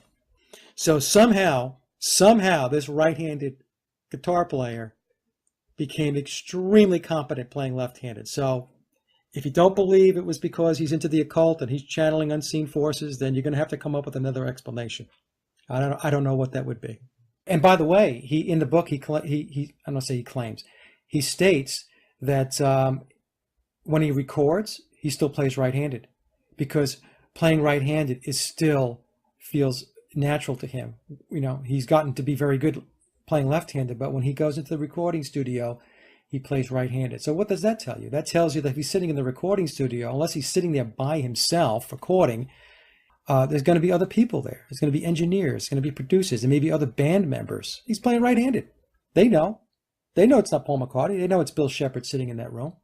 Yeah. In fact, when you said you felt like a 3-year-old, I think now of doing the same thing with writing. This is an aside, but it's interesting, so I'll throw it in. In therapy, psychotherapy, when you're in a quandary about something, you don't know what to do in a certain situation, it's suggested that you write down your feelings with your non-dominant hand. And the result is this very spidery, childlike, paragraph or two. And you absolutely have to be economical. You cannot go on and on and on. You have to parse out from your thinking exactly what it is that gets put down on the paper, because you don't have a lot of muscle power or control or ability in that hand. You want to make it as short as possible. And the result, Mike, it often makes you want to cry, because you see this very, very puerile, real self coming out in this childlike handwriting. So it's a regressive tactic or technique, but they use the non-dominant hand for that. And by the way, he thought he was in big, big trouble at that point, up until the point where he was able to get some, some help from the other side. He thought it was over. He thought that he had to throw the towel in, and it was just not going to work. And he states that in the book. Very interesting. So that's really a big piece of it then, a big piece. So let's move on. Find us the next natural piece of the puzzle. Well, I think what we should do is maybe we should cover close calls, because he did have situations that cropped up over time where he got really close to being outed. So did you want me to take you through that? Yes. Okay. So back in 1966, there was a reporter by the name of Sam.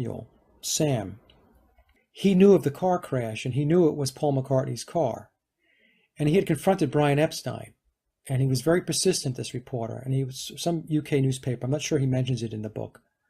Epstein kept trying to give him, some story that, no, it's not his car. The Beatles just got back from touring and being on the road. And, Paul's at home relaxing and everything else. And this reporter kept pushing and saying, that's his car. I'm not going anywhere until you come clean with me. And if you don't tell me what's going on here, I'm going to put this in the paper. And this was on, this was on, I think, a Tuesday, because he said he was going to run the article, I think, on Wednesday. And so what happened was Epstein threatened him with a libel lawsuit and said, look, if you publish that, okay, you're going to be in court for years. At the end of the day, what happened was Epstein paid him off and sent him on a little cruise. And he is referenced in Paul McCartney's song, or Bill Shepherd's song, Band on the Run, when he talks about Sailor Sam. Sailor Sam, because the sailor went on a cruise, right? Sam the reporter. So that's a little nod and a wink. I should say wink and a nod with regard to that situation. So they paid him off. And he does say in the book that they didn't have to pay a lot of people off, but there were people that they had to give money to go away and to be quiet. He doesn't say who those people are. He said it wasn't a lot, but he didn't deny that they had to pay people off. Then in 1969, there was a professor from the University of Miami by the name of Henry Truby, and he published the fact that the new and old Paul have different voice prints, sonograms, proving again that they cannot be the same person, since each voice print is unique, like each fingerprint. Now, this is in the book. It's also on the website, billyshears.com. And the songs that Dr. Truby looked at were Yesterday versus Penny Lane, and then Yesterday and Hey Jude, and they were completely different voices. And at that point, it was published in Life magazine, I think in November, and they thought the gig was up. It was published in a major magazine. This professor had proven that the voice prints are different. Nothing happened. Nothing happened. Nobody grabbed onto it. So remember I was talking about people want to see what they want to see? It's almost like people want to hear what they want to hear also, right? So that's another situation. So we had Sam the reporter, we had the voice print analysis by Dr. Henry Truby, and then this one gets very interesting. And you may remember this, maybe not, but those that followed Bill Shepherd as McCartney in his solo career will remember that he got arrested in Japan in 1980 for pot possession. And this was after he had worked out an arrangement with the Japanese government based on prior drug arrests. So he had made commitments that, never going to happen again, so on and so forth. And so he admits in the book that he didn't want to be told what to do. He was wealthy. He was Paul McCartney. He was this, he was that, pounding his chest. So he packed some pot into his bags. Japanese, of course, find the pot, and they interrogated him, and they figured out that he was not Paul McCartney, but an imposter. And they had interrogated him for 2 days. They had received his fingerprints from Interpol, and there were different fingerprints than the ones they had when they fingerprinted him in Japan. So they said to him, "Who are you?" He says, "I'm Paul McCartney." They said, "Well, you're not Paul McCartney. Don't tell us you're Paul McCartney. We know you're not. You're an imposter. What are you doing?" And they accused him of forging passports and of being a government agent. He spent 9 days in jail until, now get a load of this, the way he got out of jail, the UK government and Scotland Yard interceded. And I mean, the downside of this for Bill is he had to cancel his Japanese concert tour, of which Denny Lane was extremely upset about. I guess, the money and everything else. But the thing that got me was the UK government and Scotland Yard interceded. They got him out of Japan. And what does that tell you? Well, that backs up your statement that he was worth a lot to the British government. Right. So was he there on his own, or was he there with the Beatles? He was there with his band Wings. This was post-Beatles. Post-Beatles. Yeah. So he was there with his wife, Linda, Denny Lane, right? And so they had to go home. And, he's sitting in the clink for 9 days in Japan being interrogated. And they know it's not him. They know he's not Paul McCartney. Well, that's a very interesting development. But once again, that didn't get that far, right? No. It didn't. No. It got buried. I guess it got buried between the Japanese and the British government. I mean, nothing came out.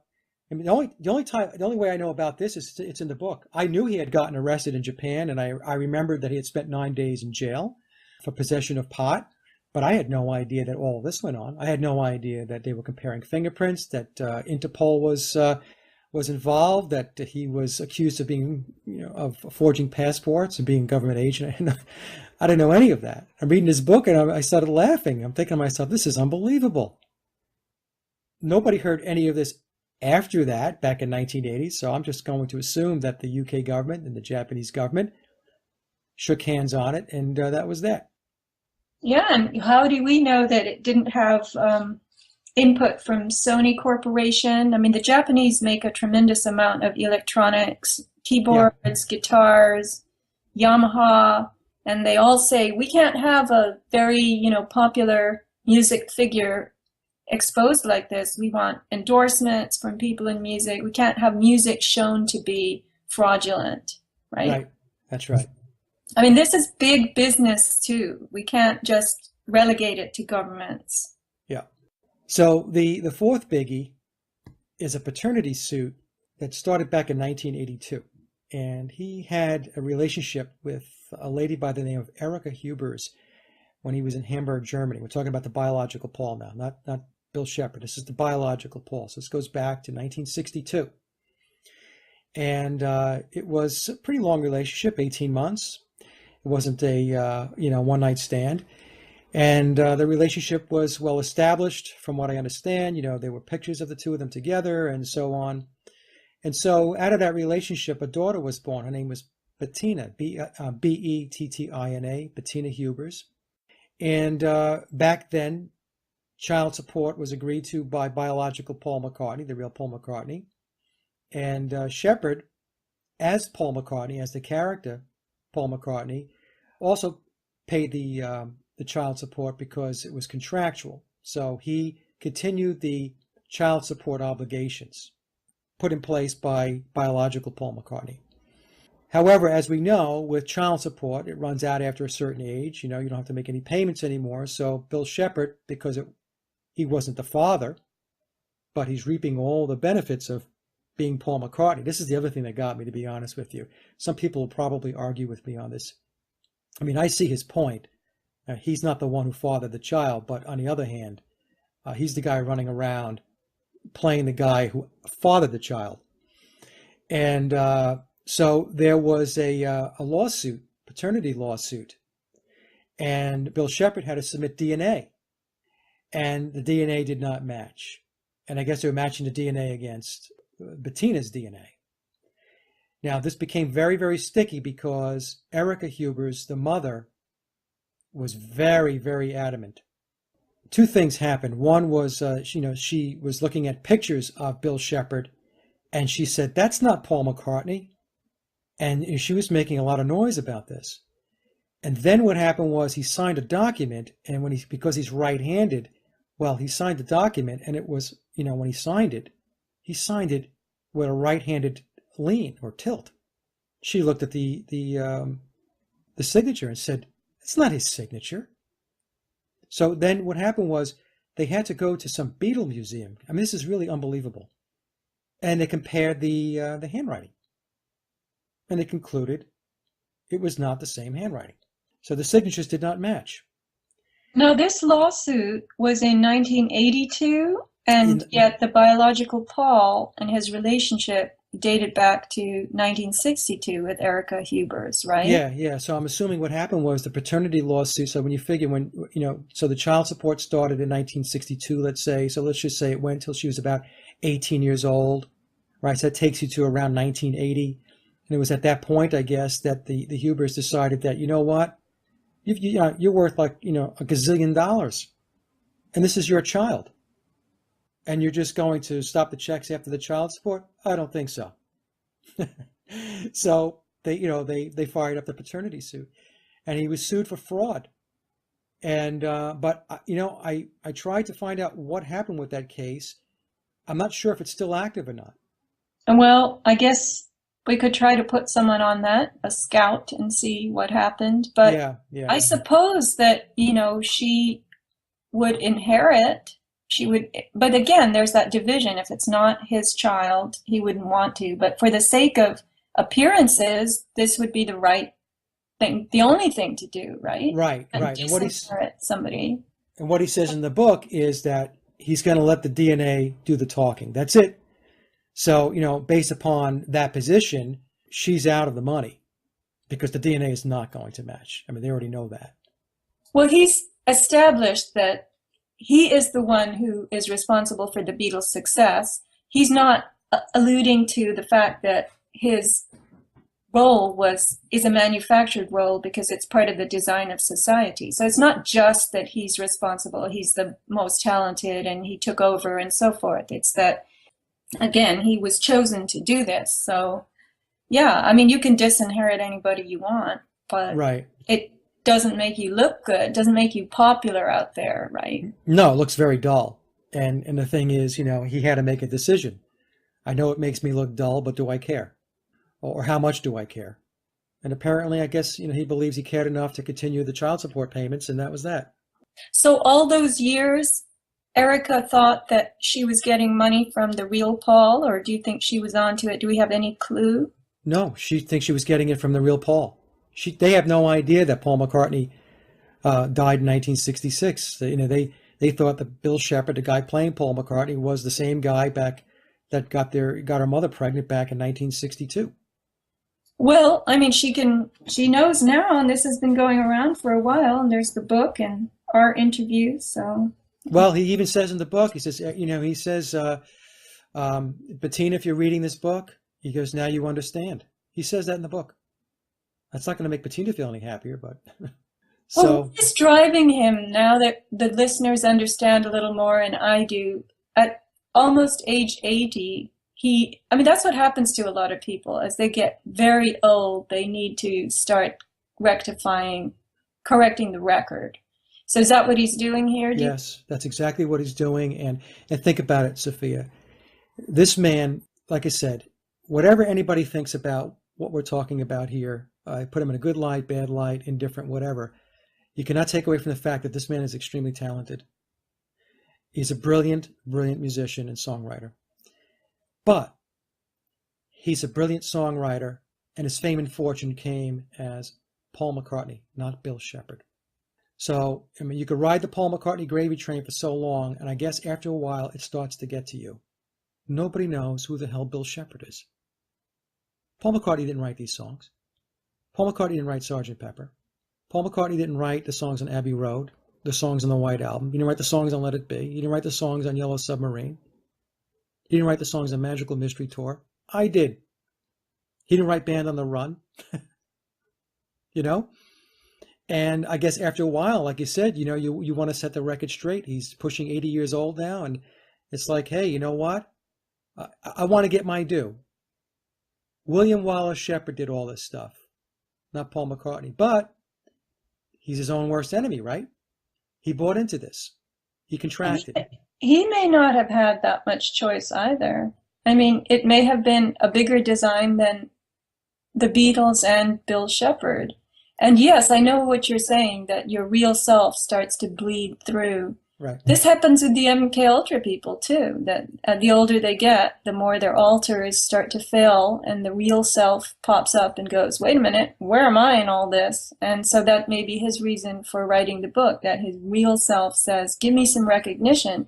And that the ability, the human ability of his walk-in didn't come close to his natural talents and human ability. So that is something that you want to die having it recognized, I guess. Right. So I don't want to take up too much more time, Sophia. This is, we're up against 2 hours, but there's a couple other slides I'd like to take you through, if that's okay. Yes, that's absolutely fine. I mean, you can make this as long as you want. Absolutely, okay. As long as you want.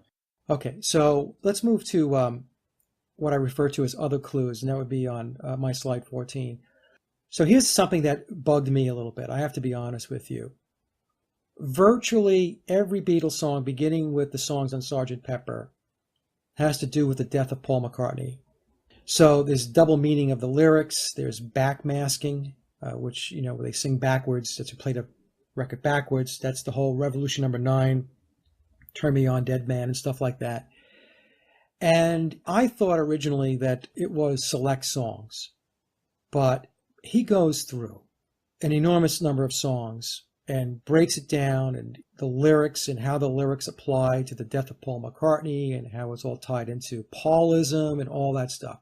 So everybody knows about Strawberry Fields, right? Most people do. At the end, John says, I buried Paul. And, he used to say, I didn't say that. I said cranberry sauce, but it was ridiculous. He said, I buried Paul.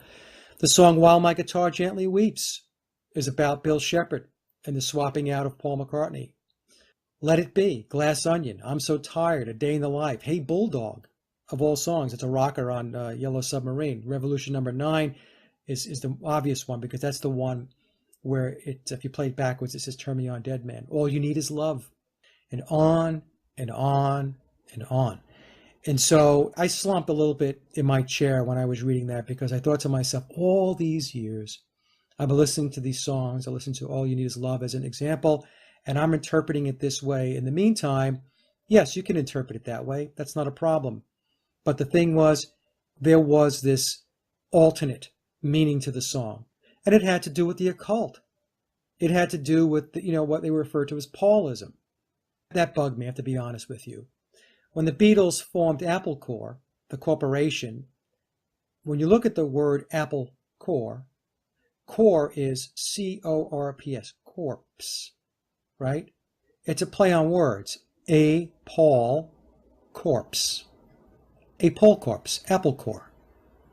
Okay? So that's something else. He brings it up in the book. He talks about it. That's not my interpretation. He mentions that.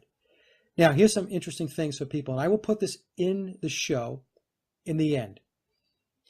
There is footage, video footage, film footage, of John Lennon and George Harrison and a couple other folks at John Lennon's house when he was recording the album Imagine. And this was, I think the name of the video was, or the film was, The Making of the Imagine album, something to that effect.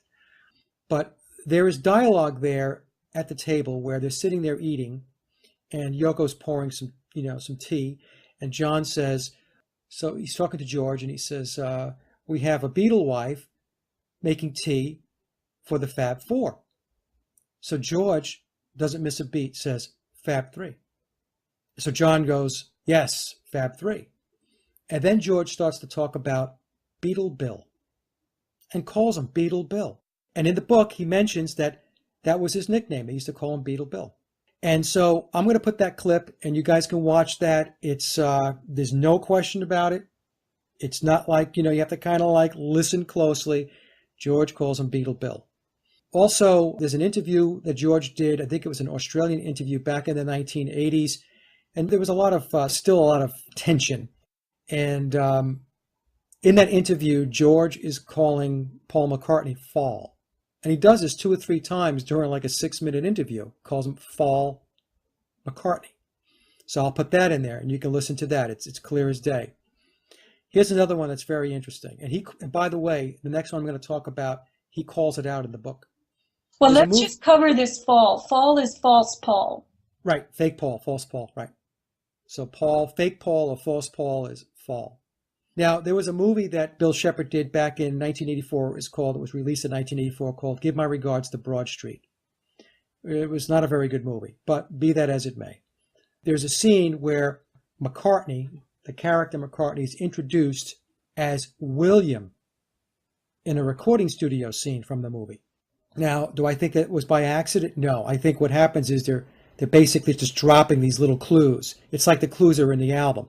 That was a little clue that was dropped in that particular movie. On the Beatles anthology album, and he mentions this in the book also, and I found it. It was DVD disc number 7, so if you're going to take a look at it, it's 50 minutes in. He's playing right-handed. Now, when I analyzed this, he is indeed playing right-handed, but I think what they did was, I think he was playing left-handed and they mirrored the video, so it made him look like he was playing right-handed. Now, why did they do that? Obviously, somebody intentionally had to do that. And I think, again, it was a wink and a nod. It's another clue. I believe he was playing left-handed when it was filmed in India at the time. Then when they did the anthology, they mirrored or flipped the video, so it made it look like he was playing right-handed. And then as it goes to another scene where he's playing left-handed again. So I think that, again, was another one of those. Here's another clue for you all. The Walrus is Paul. There are videos on YouTube. There's 2 or 3 of them where McCartney's playing drums right-handed. And some people might say, well, there are left-handed drummers that play right-handed. Ringo Starr is an example. Ringo's left-handed but plays right-handed. And I will give you that. Yes, there are left-handed drummers that play right-handed. However, there are also far more left-handed drummers that play left-handed. And Bill sure looks very comfortable playing right-handed when he's playing drums. Bill Shepherd's son, James, who's known as James McCartney, looks very much like Bill Shepherd, especially as he was playing the character Vivian Stanshall. That was one of his aliases, one of the characters that he played. One of the things I should mention about Bill Shepherd, Sofia, is that he's quite a character. He likes to dress up. He likes to be in character. He likes to play different personalities. He's a showman. He's an actor. And you can actually go onto YouTube. You can type in Vivian Stanshall, and you can see some of his acts. You can see he's very, very comfortable in front of the camera. Very comfortable. There's nothing awkward about him whatsoever. Why were so many of those songs centering on the death of Paul? It was because it was such a seminal thing in Beatles history, or they were obsessed with it, or it was morbid, or why? I think it's all of those things. It was a seminal moment. I think the remaining Beatles, basically, that was their way of maybe not forgetting him. But to be honest with you, I think at the end of the day, I think it had more of an occult reason. And I think more of an occult reason, especially with Bill Shepherd. So this was basically a way of continuing to stay connected to the biological Paul that is no longer in physical form. So, this was a constant, think of it as like a constant, it's almost, I hate to say this because it pains me to say this, but it's almost like a constant ritual. Yeah, that makes sense. You Yeah. know, Mm-hmm. to keep the connection. I hate saying stuff like that. I'll tell you, it pains me, folks, so much because, like Sophia said, maybe I should take a picture of my room and put it in the video, and you could see. But but I think it was all those things, Sophia. But I think the occult aspects of it were front and center. Well, it makes you wonder, what else they constantly connect to in this way of theirs. Yeah.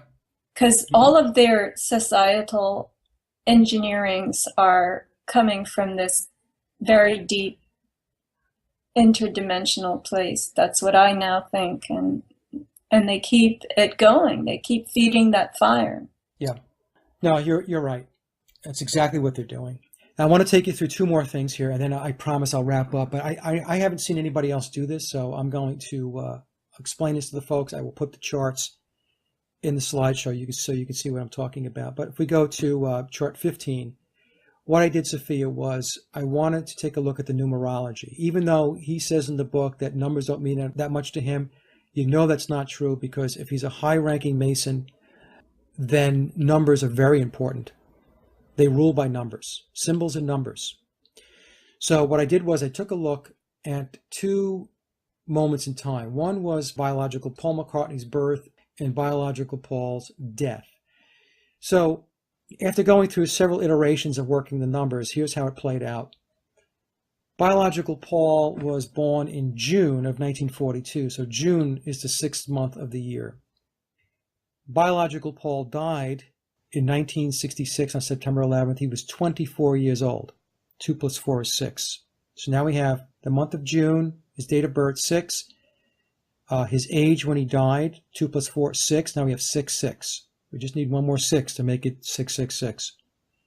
The date, 9/11/1966, when you do the numerology and you play the numbers out, it reconciles to 6. So Paul McCartney, biological Paul, date of birth, his age, and the date that he died, when you play all those numbers out, 666. So let people kind of just chew on that a little bit. Now, the second analysis that I did was I took a look at two turnkey albums. Please Please Me, which is the Beatles' first release, and then, of course, Sgt. Pepper, because Sgt. Pepper was the first album that had Bill Shepherd as Paul McCartney, and Please Please Me was the first album in which biological Paul was on the album. So those are the 2 points in time. If I take a look at the release date of Please Please Me, it was March 22nd, 1963. March being the 3rd month of the year. The day was its 22nd day, so 3 times 22 is 66. So now we have 2 6s of 666. Sgt. Pepper was released on June 1st, 1967. So if we apply the same approach to the numerology, if I take the month times the day, 6 times 1 is 6. There's the third 6. So Please Please Me, March 22nd, 3 times 22 is 66. Sgt. Pepper, June 1st, 6 times 1 is 6, 666. Now, coincidence? I don't think so, based upon everything else that we've covered in this discussion. Very interesting, isn't it? Yeah, I was looking at that when you sent it. And I mean, you've really been diligent, Mike, in putting this numerology together and all these other clues as well. And Brian Epstein dying just short of his 33rd birthday. It's very sad in a way that It's very sad. use these numbers to manipulate the lifespans of people. And George Harrison was all about the number 11. Harrison, I went and took a look at George Harrison, because George Harrison was attacked at his home in Friar Park back in 1999. And I said, well, let me just take a look at the numbers on that. So what I did, Sophia, just quickly, we'll go to slide 18. Again, folks, I'll put this in the slideshow. If you go to slide 18, this is an actual article that was written 15 years afterwards. So they recapped what happened. So they said, George Harrison was attacked at home on December 30th, 1999. December 30th. So December is 1 and 2. 1 plus 2, that's 3. The 30th, 3, 33. So we have the 33rd degree of Freemasonry. Then we also have the 33 again, because they said at approximately 3:30 a.m., 3-3, Michael Abram, a 33-year-old native of Liverpool, avoided security by jumping the fence at Harrison's Friar Park estate and attacked George Harrison when he was sleeping. So I have 33 in the date, 33 based upon the time of the attack, 33 is the age of the attacker. George Harrison was 56 at the time. 5 plus 6 is 11. Remember, when I look at his date of his death, which was November 29th, November is 11. 2 plus 9 is 11. So we have 11. And last but not least, they for to round out the article, they talk about John Lennon dying on December 8th. Well, December 8th, if we take the December, 1 plus 2 is 3, plus the 8 is 11. So we have the number 11. So the numbers 11 and 33, as we have found with many, many other events, Sophia, is extremely pervasive. Extremely pervasive. So, doing all this and taking a look at all this stuff, you can only conclude that this entire saga, this whole Paul is dead conspiracy, which is, as far as I'm concerned, is we can pack it away, put it away, it's done. We have been listening to and looking at Bill Shepard for 50 years, is cloaked and soaked in Masonic deception and ritual. The whole thing. The whole thing. Mike, can I ask a dumb question? Sure.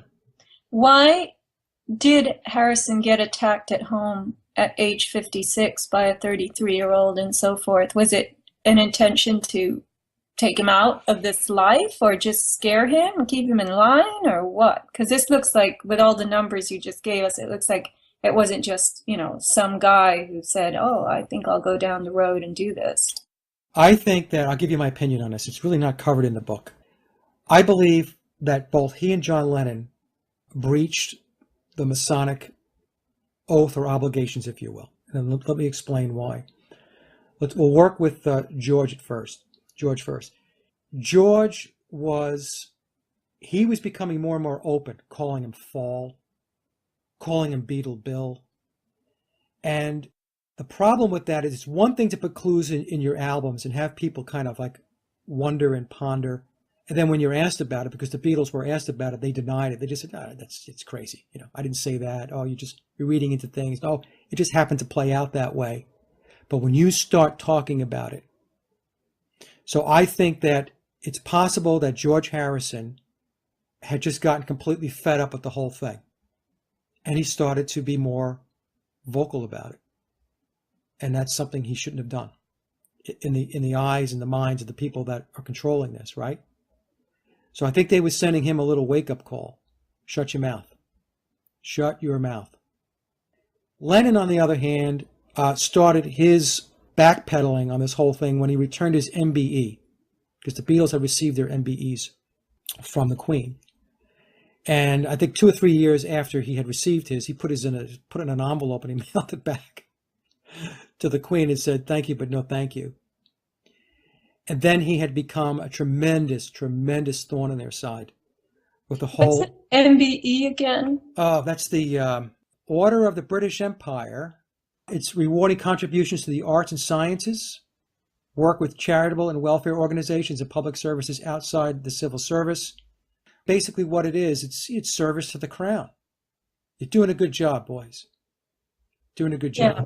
I just wondered what it stands for. Yeah, no problem. I'll make sure I put that in the slideshow also so people know. And John returned his. And then after John returned his, he had become very, very vocal about the anti-war movement, and he had become extremely anti-establishment, and the Nixon administration hated him. They wanted to deport him. He had just become a handful, quite honestly. Because of his notoriety, his popularity, he was a real problem for them. That's why, in my view, that John Lennon was taken out. Now, he had gone into remission, if you will. He was doing his house husband thing for a while, and then he was coming out. And I believe that what happened was, again, this is me surmising, Lennon was coming out of retirement, if you will, at the age of 40. And when he was coming out of retirement at age 40, he had matured a lot. John was hot-tempered. He could be erratic. You'll read a lot about this, people who knew him when he was in the Beatles and his post-Beatle era. And then, he had settled down, and he was coming out as a father, having solidified a family. He was coming out of retirement with a completely different perspective now. So what was he going to do? Well, was he going to talk to all of the 40-year-olds now and people who are in their 50s and say he had a different message? And where was that message going to go? So I think what happened was they said, we're not even going to go there. We're not even going to like even guess where he's going to take this. He just needs to go. And that's what I think happened with John Lennon. Those are my thoughts on it. Well, they make sense, Mike. And, once again, it reminds all of us that even the most enviable people in the world have a lot to be mindful of, and they don't get to choose their paths of destiny by any means. That's what I find to be the real, joke on everyone. And it's sad that they have built up the society to be fawning over people like Beyonce and the Kardashians, Right. and the rappers and the movie stars, and it's just incredible that there can be this kind of adoration, and yet at the depths of it there is so much dark, morbid control, to the point that these aren't free souls at all. They may have a lot of money, they may be attractive and receive all this glory, but they are the most modulated people among us, really, much more than we are even. Oh, absolutely. They're completely controlled, and like you said, Sophia, at the end of the day, they have all this money and they have all this celebrity and this notoriety, but they are owned. They are owned. And they pay a price for that. Paul McCartney paid a price for that. George Harrison paid a price for that. John Lennon paid a price for that. And at the end of the day, Bill Shepard may even pay a price for that, because God only knows, even though, he believes that what he's doing is the right thing and he's brought a lot of good music and happiness to a lot of people. But, somebody could question the way in which he went about doing that. Was that a good way to do it? I mean, I don't know, Mike, you did a very good job, and I really appreciate this now much more. And I don't know, would you tell people to buy the short book or the long book or both books? How would you make a recommendation if people want to get either of those? Well, I would say that if your interest in this is you're interested, but you're not like deep into Beatle history or the Beatle research, then go with the book Billy's Back. That's the 250-page book. There's a lot of stuff in here, and you will definitely get enough out of this book where it ices the deal for you. If you want to do what I did, which is to understand a lot more about what is really behind all this, and what I mean by that is the occult and all that stuff, then you're going to definitely want to get the big book. It's 666 pages, 666, and it's called The Memoirs of Billy Shears, and the author/encoder is a guy by the name of Thomas E. Harriet. It's also, by the way, I should mention this, and I didn't mention it, he contains a chapter in here, it's a very brief chapter, where he includes a letter, a correspondence with his attorney. Everything in this book had to be run by attorneys to make sure he didn't breach his contracts. Can you imagine that? Yeah, I can imagine it. I mean, unbelievable. 666 pages. So this was an enormous undertaking. And by the way, he explains that he's unbelievably wealthy, beyond anybody's wildest dreams. Very, very wealthy man. well, Mike, I mean, I don't know if people want to be that wealthy at the expense of their true, real origins. Yeah.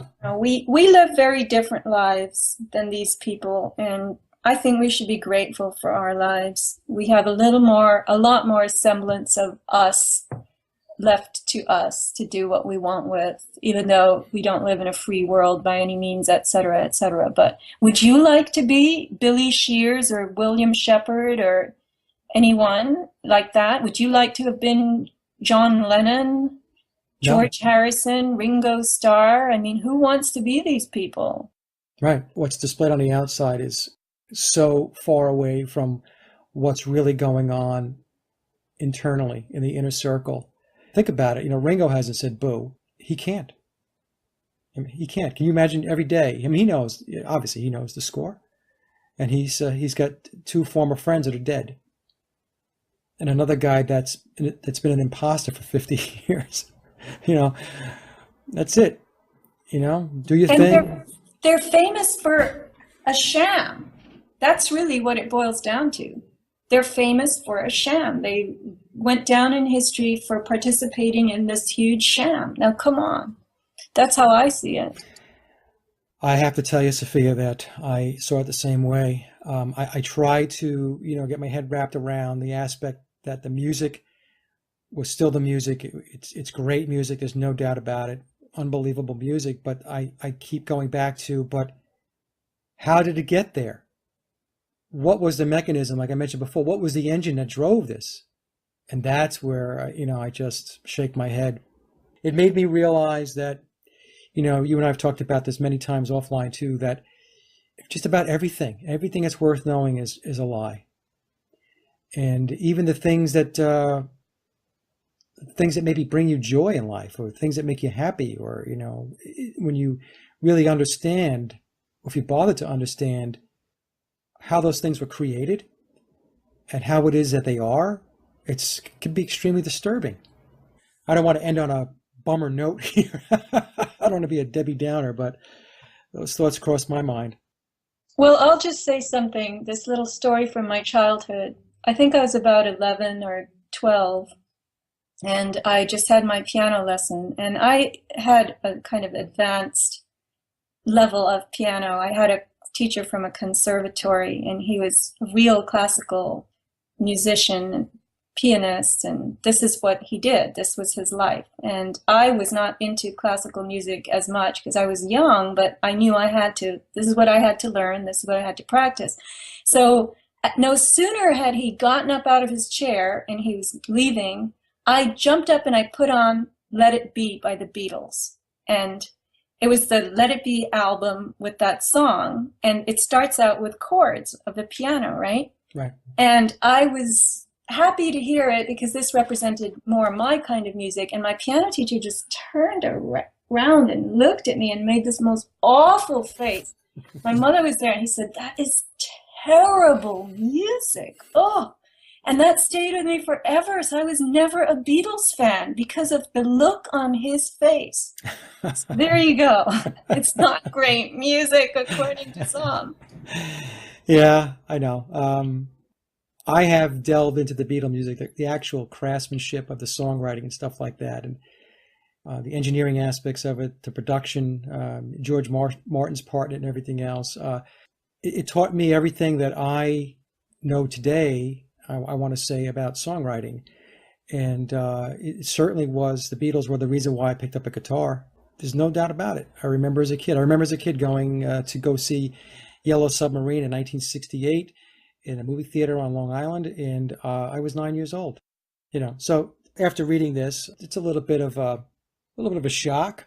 Yeah, it's like people who read the Dave McGowan book. I was getting emails after I did that interview with Dave, and people bought his book, and they were friends of mine. They listened to my podcast, and they wrote the emails of such enormous devastation that an entire era of their life was wiped out by knowing this material. And so, all my sympathies go to all of us. I was just lucky that that piano teacher made that face for me, dashed like everyone else has been. Oh man, well, I didn't get that look. I'm still sitting with the Beatles as we speak, so with a different perspective, however, a much different perspective. Well, thank you, Mike. Thank you for all the diligence that you put into this and the patience with my questions. I hope this interview was enlightening for people, and everyone will be all right. Tomorrow is a new day. We don't have to hang on to the past, the shreds of it. We can just wake up and we can start all over. Yes. Yes. Fairly fresh. This is actually a Beatle wife fixing the tea for one of the Fab Four ex-Beatles. Fab Three. See Beatle Bill making a pig of himself. Not doing so well these days, is he, Beatle? Well, he's number 5 in Sweden. Oh, in Sweden, that's it.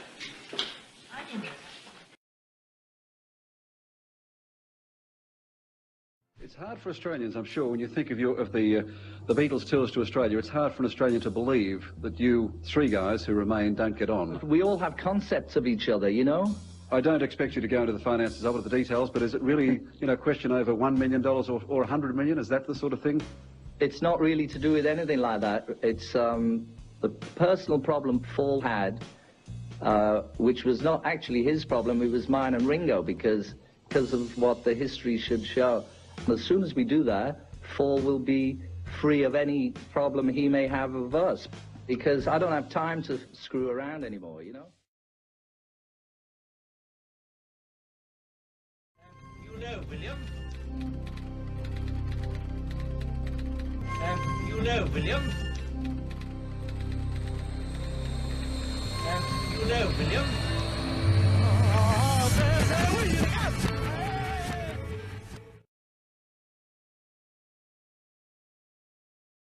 During the coverage of the divorce case, they've been saying that you want 50 million, and the reason it's been stalled... offered nothing. Okay? Okay. Nothing. We go to court, nothing to do with that. We go to court over my daughter. I'm not allowed to talk about it because it's a criminal act if I talk about my daughter. You have no idea what's going on. These figures are made up, 100 million, 50 million, 20 million, this million. How do you know if I even want any money? I'm $1.5 million in debt in lawyers' fees. Right. And that's as much as I can say, or I go to jail for telling the truth. So I'm gagged at the moment because I'm not allowed to say a word while the media are fed this spin by a certain corner. All right, but then again, and as I say, I only know it from the media, so what do I know? But one of the clauses apparently in this whole divorce thing is that you want to be able to sell your story. And then again, it's rubbish. Right, okay. I can sell my story right now. I'm trying to protect Paul and our daughter.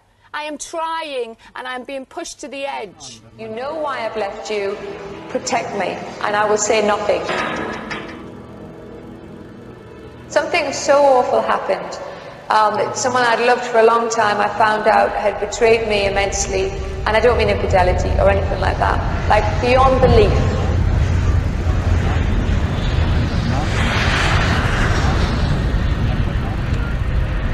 So somebody betrayed you, and of course everyone here is going to believe that that's Paul McCartney. In a way, not infidelity, that is so much deeper than that. It wounded you and pushed you towards suicide. Yeah, it did. And he knows that. So it's Paul. But I've got to protect myself. I have to protect myself. People don't want to know what the truth is because they could never, ever handle it. They would be too devastated.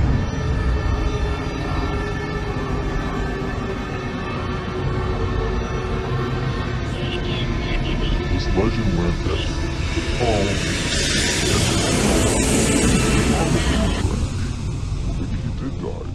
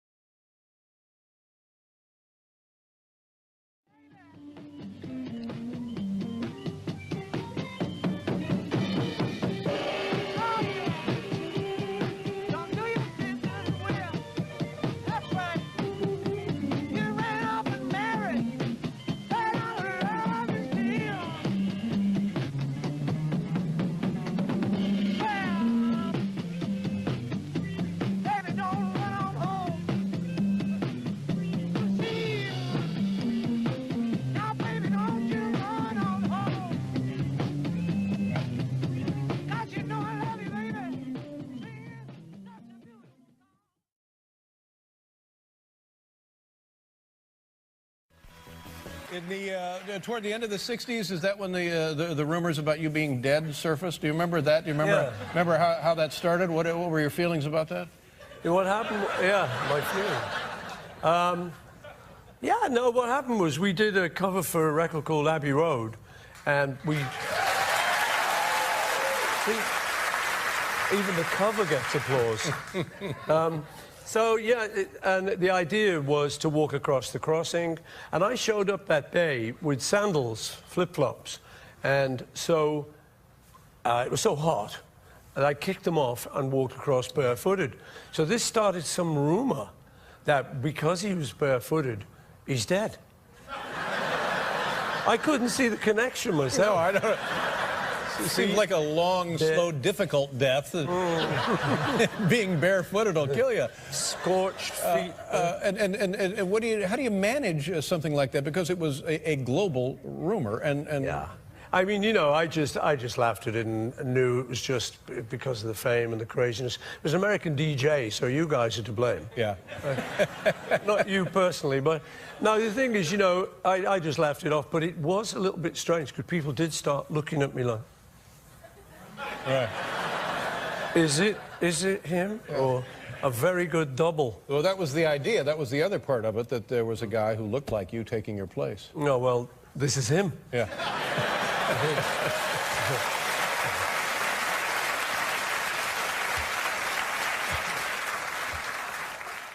Or is it?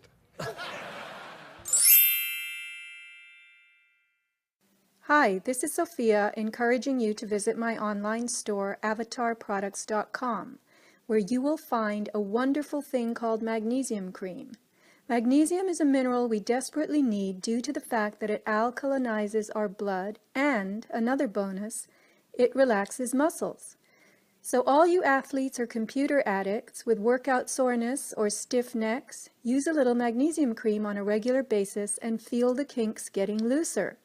Magnesium is the dominant ion in the cell and facilitates hundreds of biochemical exchanges. Using it transdermally through the skin means you can put it right on those chronic pain spots and it still gets absorbed to work systemically. A 3-ounce tube is easy to carry around and a great gift for aging parents, introducing them to natural chemistry for rapid pain relief for arthritis and joints, and great overall cellular support. It's at avatarproducts.com in the Sun and Skin section.